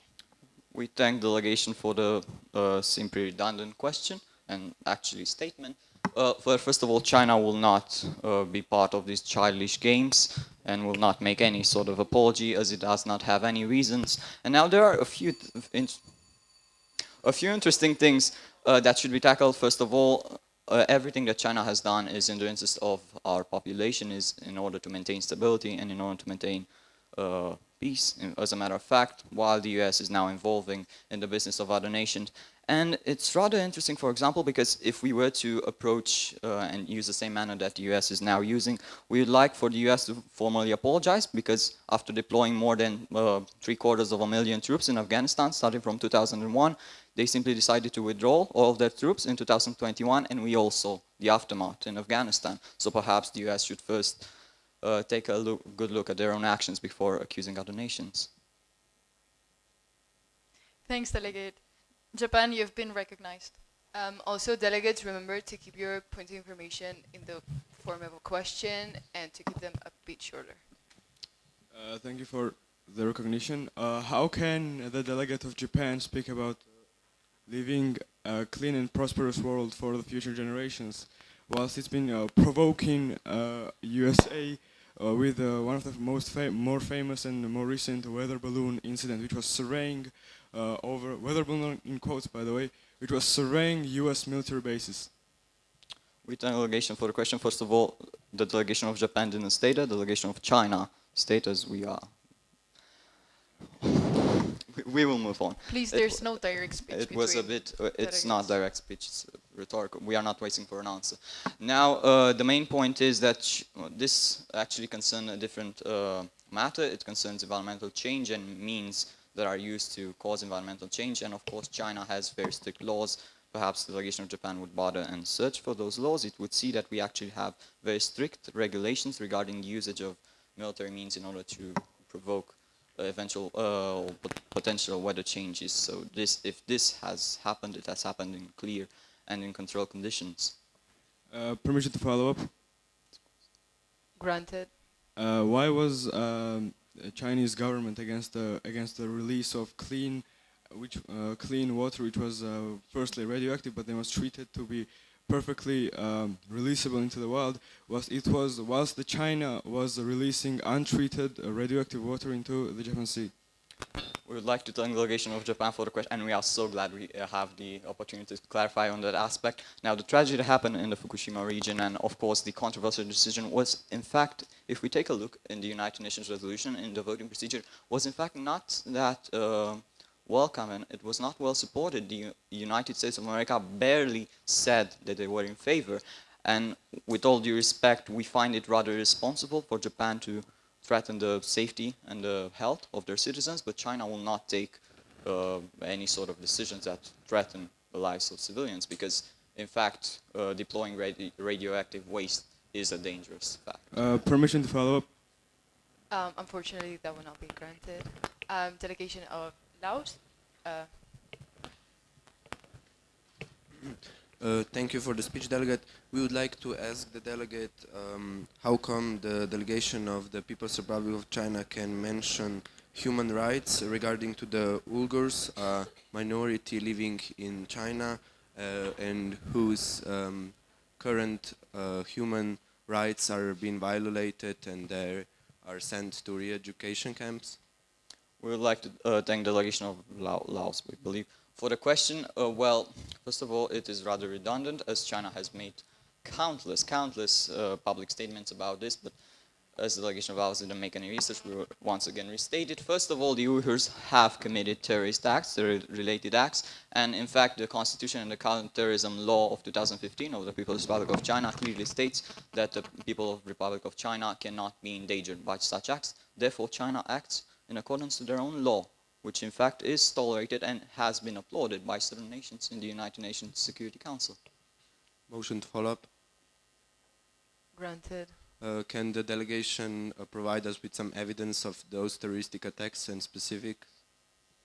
Once again, delegate, we have mentioned that the counterterrorism law of 2015 clearly stipulates that any kind of violent act which relates to religious minority is considered a threat to the Chinese government and to the Chinese people, and by extension the Uyghurs clearly categorize this. If we look, for example, the delegation of Laos wants a clear solution, a concrete, well, we can take the 2014 acts that have been committed against Chinese officials. Now, of course, China has acted in accordance and has responded with the necessary means in order to protect the Chinese people, but unfortunately this constant violation of the Chinese human rights by Uyghurs is simply not tolerable. And if certain less diplomatic, let's call them less diplomatic means must be used in order to protect the Chinese people, then China is willing to do that. Motion to follow up. That will not be granted, sorry. Delegation of Brazil, you've been recognized.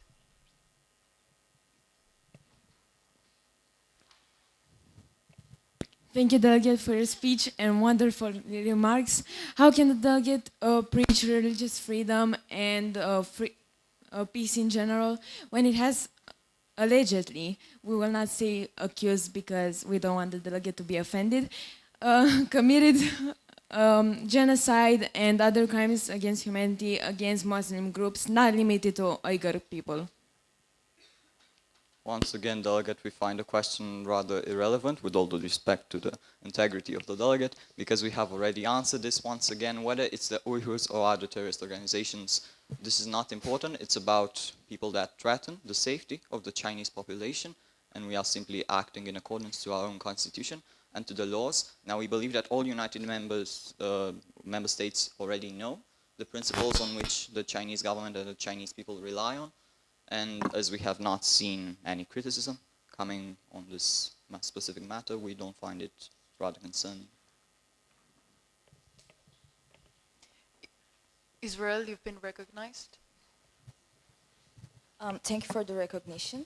How can the delegate of China speak about human rights while encompassing non-independent judiciary with arbitrary detentions and lack of fair trials, labor rights violations including forced labor in Xinjiang, and women's rights issues such as gender discrimination and repercussions of the one-child policy?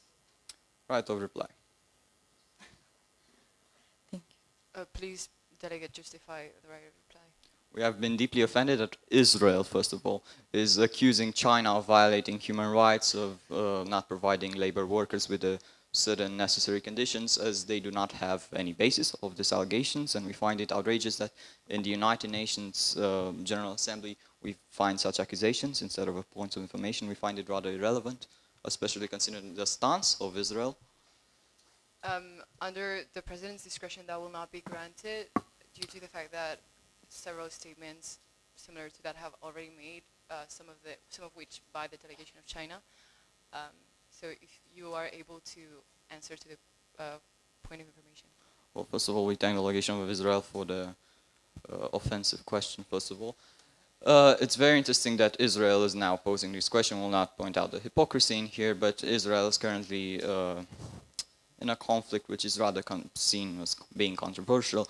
Now, regarding to labor workers and human rights being violated, as we do not have any source, of course, these allegations are false. Now, using Western sources is not, in fact, a legal basis. And as far as we have seen, there has been no United Nations Security Council resolution, a legally binding document, as a matter of fact, that actually condemn this. Now, the United Nations Security Council is the most important forum in the United Nations, and therefore, as we do not have an actual document that would concern this matter, once again, we find it rather irrelevant. We ask other delegates to ask more important questions, with all due respect. Thank you, Madam PGA.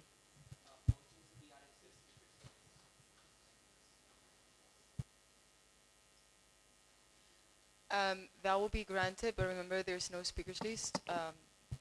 It will be a point of information. Is that the case? Okay, delegate of France, you recognized. So first of all, we want to acknowledge the speech that China has delivered, but we do want to address one specific thing that the delegate has said.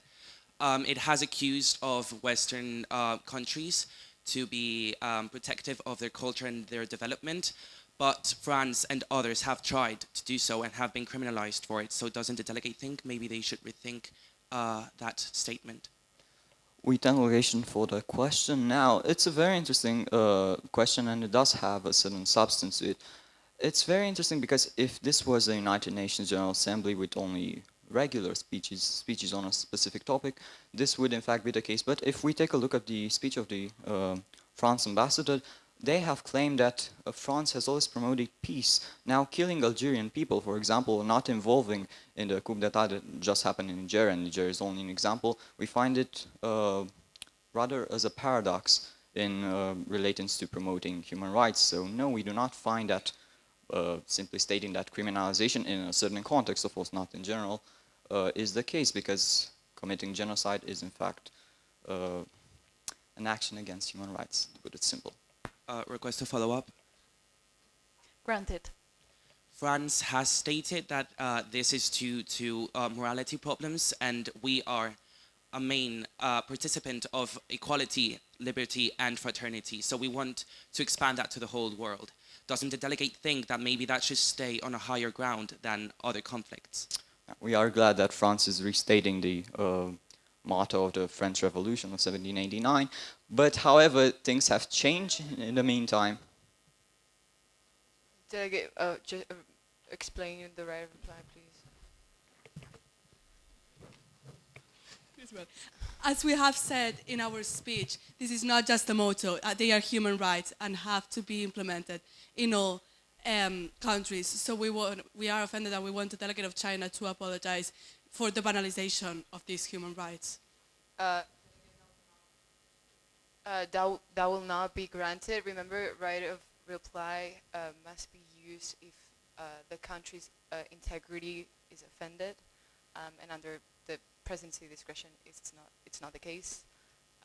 So, delegate of China, you may continue with your speech. Oh, France has finished with the question as we believe.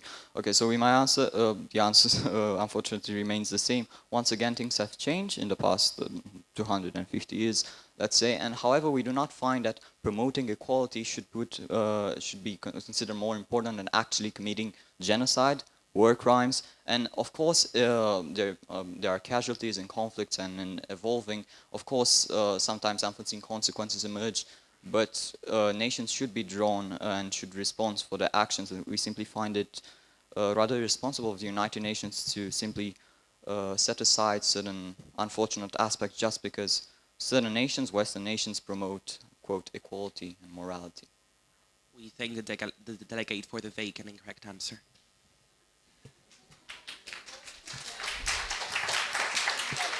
What? Is the United Kingdom saying something? Is there a point? Or-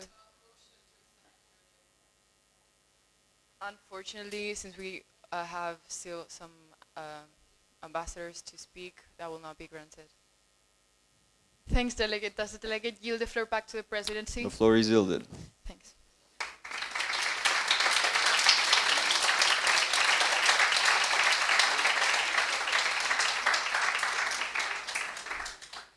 We will now be hearing from the Ambassador of Iran, Claudia Stelikis. The floor is yours.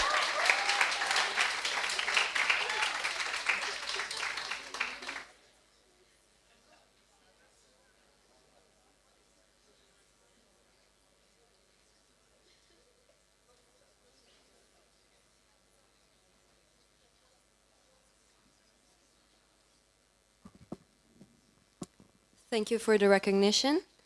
Most Honorable Secretary General, Deputy Secretary General, President of the General Assembly, chairs, esteemed fellow delegates, dear staff members and guests. We are living in a world filled with difficulties that increasingly divides nations and member states. Inflation, diseases, wars are emerging in an accelerated pace in all parts of the world. As time passes, nations have to not only face new issues, but to address them in order to protect and create a better future for the upcoming generations. 2 years have passed since the world turned its attention to the Ukrainian-Russian conflict. Originally erupted on the 20th of February 2014, the Ukrainian-Russian conflict entered the public sphere only after 8 years of its prior commence. On the 7th of October 2023, the Islamic non-governmental military group Hamas executed a well-planned attack on Israel as an act of self-defense and vengeance against the Israeli occupation and oppression that has been present for decades in certain territories such as the West Bank and Gaza. In this case, Hamas only did what they had to do. It was an act of resistance rather than an act of sudden invasion. Since the Israel-Hamas situation has intensified, the world immediately pivoted its attention towards the Middle East, whereas the Ukrainian war situating in the heart of Europe has certainly taken a political backseat in the past 2 months. Why? The power of media is undeniable in the 21st century. However, it is unfortunately dominated by one side and one side only. On the international scale, this hegemony is ubiquitous, since the ideology standing behind it claims that it is fighting for peace and security. However, as we all know, it is usually doing the contrary. Behind the scenes, the agenda consists of using a dogma seeking to divert attention with using the tool of freedom of speech. Nevertheless, Islamophobia and cultural apartheid witnessed in Western countries evident in actions ranging from the desecration of the Holy Quran, for example, or the ban of hijab in schools, are not worthy of human dignity. In alignment with all adherents and faith and advocates of freedom, the Islamic Republic of Iran firmly believes that we need to protect our people, our religion, beliefs, and culture at all costs to maintain a solid and stable base for our country. The insurance of a luminous future lies in the devoted observance and lovely virtues that guide people towards excellence and noble ideas. May the blessings of the Omnipotent be upon all. Thank you.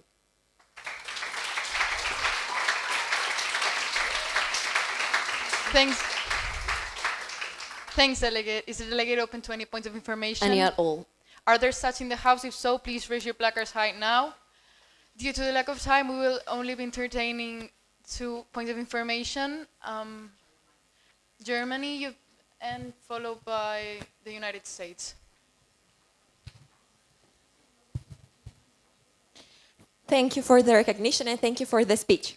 The delegate has stated that, quote, Hamas did what they had to do, end quote, regarding the Gaza conflict. Is the delegate suggesting that they are in agreement with mass murder of innocent lives, children even, by a terrorist group as an action representing a whole nation? Thank you, Delegate, for your question. The Islamic Republic of Iran thinks that the question is quite ambiguous since Israel has committed more attacks and more murders on the on the Palestinian people. And since Palestine cannot be here today to represent themselves, we need to stand up for them. So Iran is not at all in favor of murdering innocent human lives. However, we think that when it is obligatory or mandatory, we need to step up in order to protect our people. Thank you. Delegate of the United States, you've been recognized.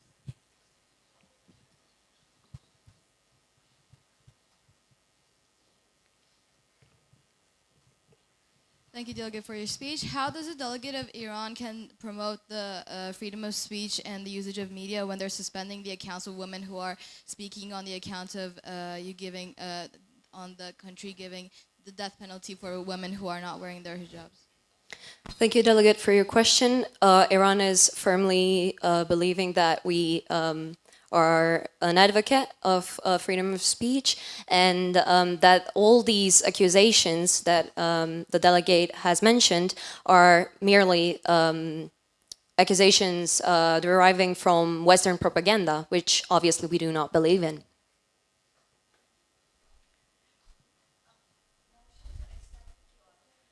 Due to the lack of time, that would not be granted. Sorry. Does the delegate yield the floor back to the presidency? Yes, the floor is yellow.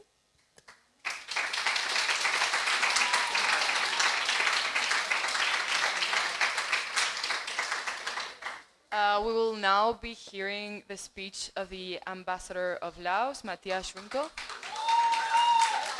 Please, delegates, order.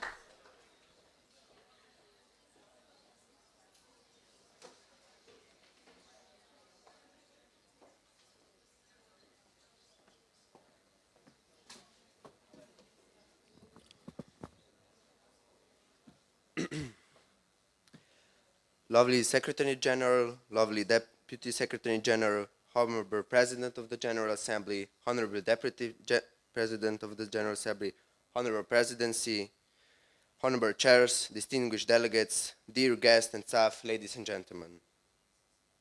As we gather here today, we have to remind ourselves that the future of our world belongs to our children. They are the ones who will inherit the planet we left behind. And it is our responsibility to ensure that they will inherit a world that is safe, prosperous, and sustainable. But when we look at the world today, it is clear that drugs, refugees, and other challenges are threatening the future of our children.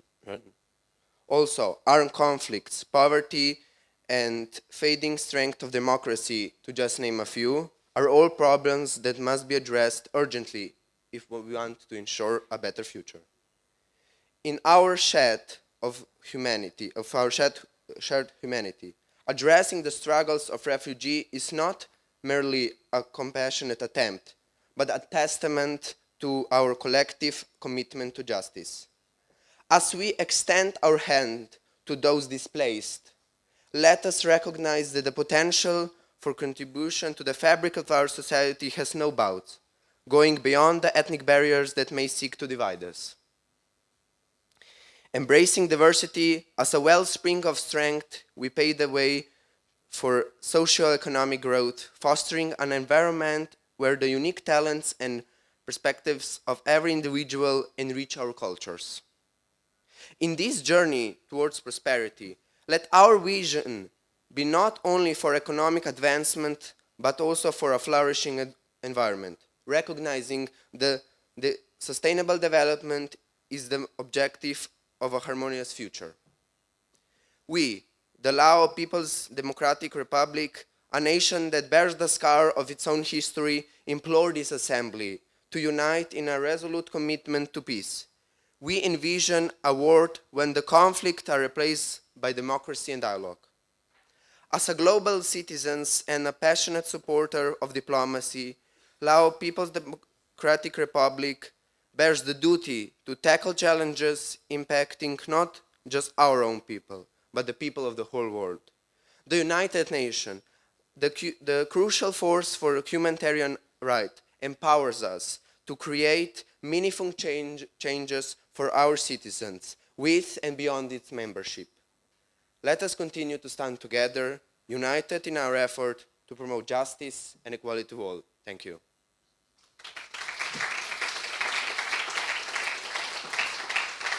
Is the delegate open to any point of information? Any at all. Are there such in the House? If so, please raise your placards high now. Delegate of China. We thank the presidency for the recognition. Laos, in fact, represents a very interesting case of analysis. First of all, Laos is, if the General Assembly is not aware of that, in an alarming debt crisis, with the biggest creditor being the People's Republic of China. Now, Laos has built their infrastructure, railways, buildings, rehabilitation of the buildings, so most infrastructure in their country, and not only, most industries are built with loans from the People's Republic of China, of course given by His Excellency President Xi Jinping. Now, Laos has talked about peace diplomacy, working and cooperating. Now, the question is rather simple, since Laos is in fact on the verge of an economic crisis, and China may or may not decide to stop this aid because of the huge debt. It is not exactly in the interest of the PRC to keep providing funds to Laos. How would Laos actually help the United Nations in working and in actually producing a viable resolution when Laos itself is incapable of assuring stability in their own country without the help of China? Well, first we'd like to ask the presidency to remind the delegate that this is a question and not a speech, and again to ask the delegate to rephrase the question. Please, Delegate of China, remember to keep your question short and in the form of a question. Thank you. It was a question we believe Laos understood, but we will repeat it.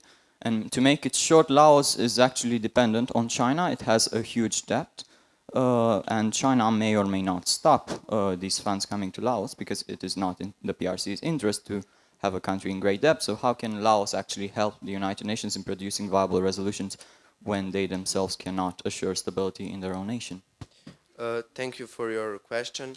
The Lao delegation would like to remind that no matter the current economic or whatever situation may be here presented by the PRC, we can still, no matter the causes, our delegation here provide with ideas, our views, and with diplomacy how to resolve this world, and we do not see this correlation. And would like again to remind that there are no objects, there are no requirements to fulfill in order to use democracy and democracy in diplomacy to resolve current world problems. Thank you. Request for follow-up. That will not be granted. Also, Delegate of China, for the sake of future Q&A sessions and points of information, when the presidency or your chairs ask the delegation to keep your questions short, please do it because it's for the sake of the timing. Absolutely, our sincere apologies. Thank you, Delegate. Could the delegate please,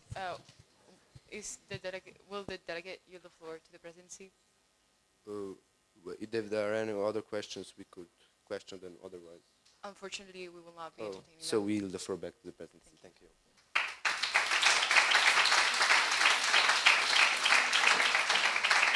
We will now be hearing from our last ambassador, which is the ambassador of the United States of America, Hira Orhan.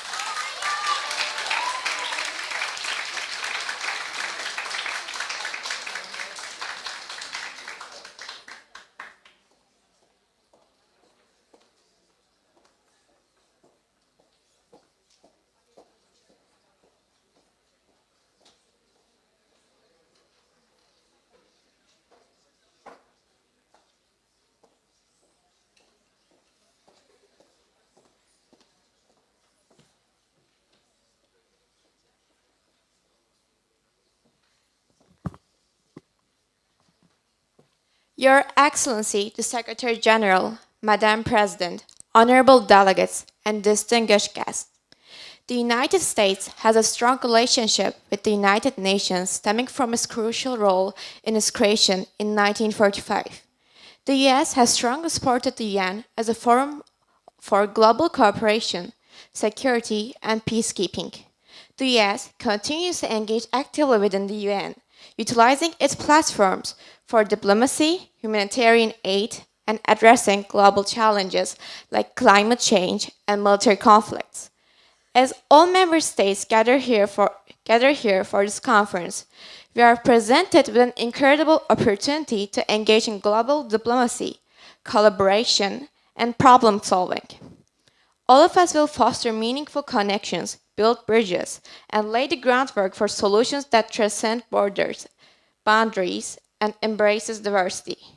We as the United States aspire to create a world that transcends borders and fosters collaboration. We believe that all member states present will follow this aspiration and act accordingly. We are presented with many great challenges today, from climate change to human rights crises, from political conflicts to global health emergencies. The United States believes that we will overcome all of these challenges by the power of dialogue and diplomacy.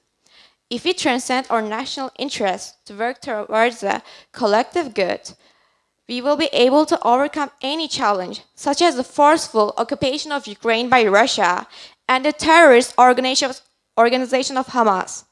We may have different ideologies and priorities, but we should use these differences to have a more global perspective on these challenges. Let us remember our responsibility as we are the future leaders of the world. As the representatives of our nations, we bear the weight of shaping a future that ensures peace, prosperity, and sustainability for all. We should uphold the values of tolerance, cooperation, and empathy. As we engage in debates and negotiations, let us not forget that all of us have a common goal: world peace. Undemocratic states such as Russia and China and terrorist organizations such as Hamas do not work for the peace and progress of the world, but rather for chaos. Therefore, the United States urges all fellow member states to distance themselves from these states and organizations. We urge all member states to not underestimate the urgency of action. Let our debates be purposeful, our resolutions innovative, and our commitment consistent. This way, we can take action and guide the world to a brighter and less violent future. Our collective efforts here will have the power to create positive change, transform the world, and transform the world. We encourage all member states to work together with determination, focusing on practical and impactful solutions that transcend borders and benefit humanity rather than some specific states and organizations such as Russia, China, and the terrorist organization of Hamas. Let this conference be a testament to our collective determination to create a world that is more just, peaceful, and sustainable for the future generations. We believe that all of the member nations' shared commitment to the world peace and progress will resonate far beyond, leaving a significant mark on the path towards a more harmonious and united world. United States thanks you for the devotion towards a prosperous future. We invite all member states to become our allies in the battle against states and organizations who use violence as power rather than diplomacy. Thank you.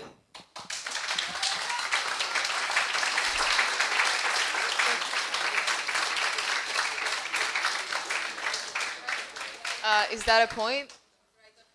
Could the delegate please justify?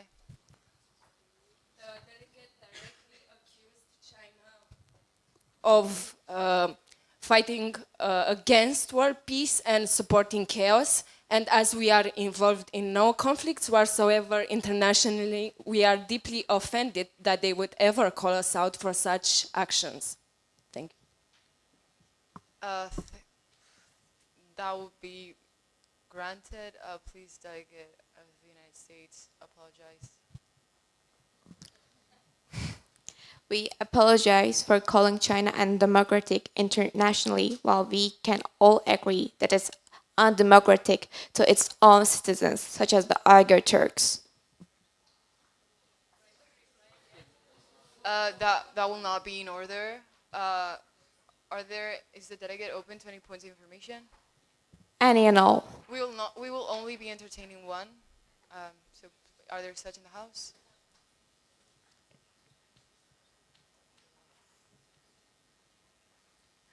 Delegate of China.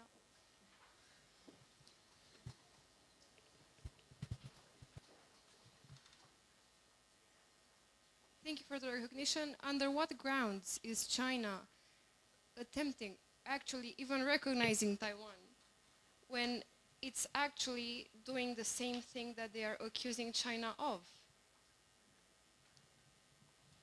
Can the delegate rephrase their questions, Chair? Could the delegate of China please rephrase their question? Under what grounds is China recognizing Taiwan? We haven't made any statement about Taiwan. We have only made statements about the general political situation that affects the whole world in China. Request for follow-up? Due to the lack of time, that will not be granted. We're sorry. Does the delegate yield the floor back to the presidency? The floor is yielded.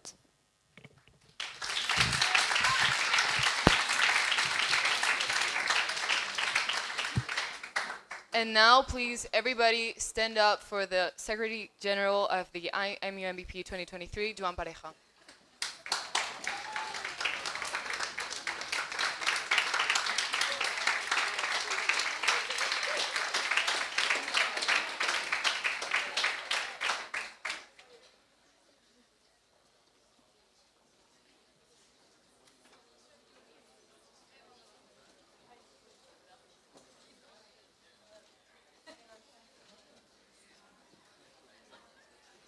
Sorry, you missed it. Sorry.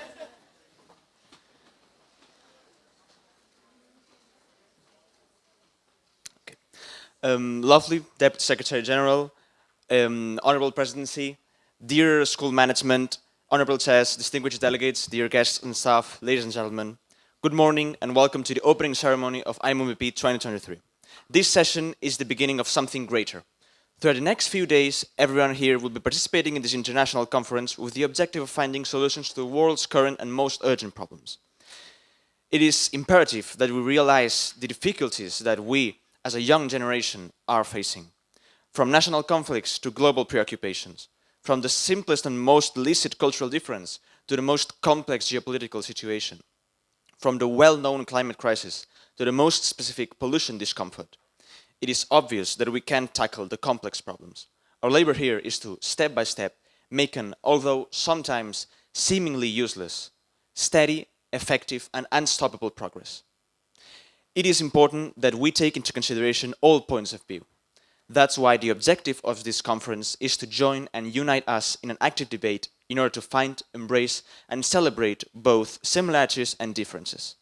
Most conflicts start from prejudices and fear of the difference, and we must find a way to not only stop the ongoing conflicts, but prevent any new ones from starting. It is in the understanding of the difference that we, as humans, get to know and respect each other. This is why we are all here, to communicate, to resolve, to prevent, and to know each other. I restore Mr. Mayor Zaragoza's phrase, si vis pacem para verbum. The organization behind this conference has been, to say the least, breathtaking to all the organizing team. I wanted to thank the main organizers, the school management team, and also our staff and hardworking press team that has been available to help us at all times. But lastly, I also want to thank you. I also want to thank all of you delegates, MUN directors, and everyone that takes part in this conference, either they be here or they aren't here, because a conference is not but its participants. Thank you very much. Now, without further ado, I declare IMUNBP 2023 officially open. On top of the aforementioned objectives, what is really important is that you debate and have a great time. Thank you.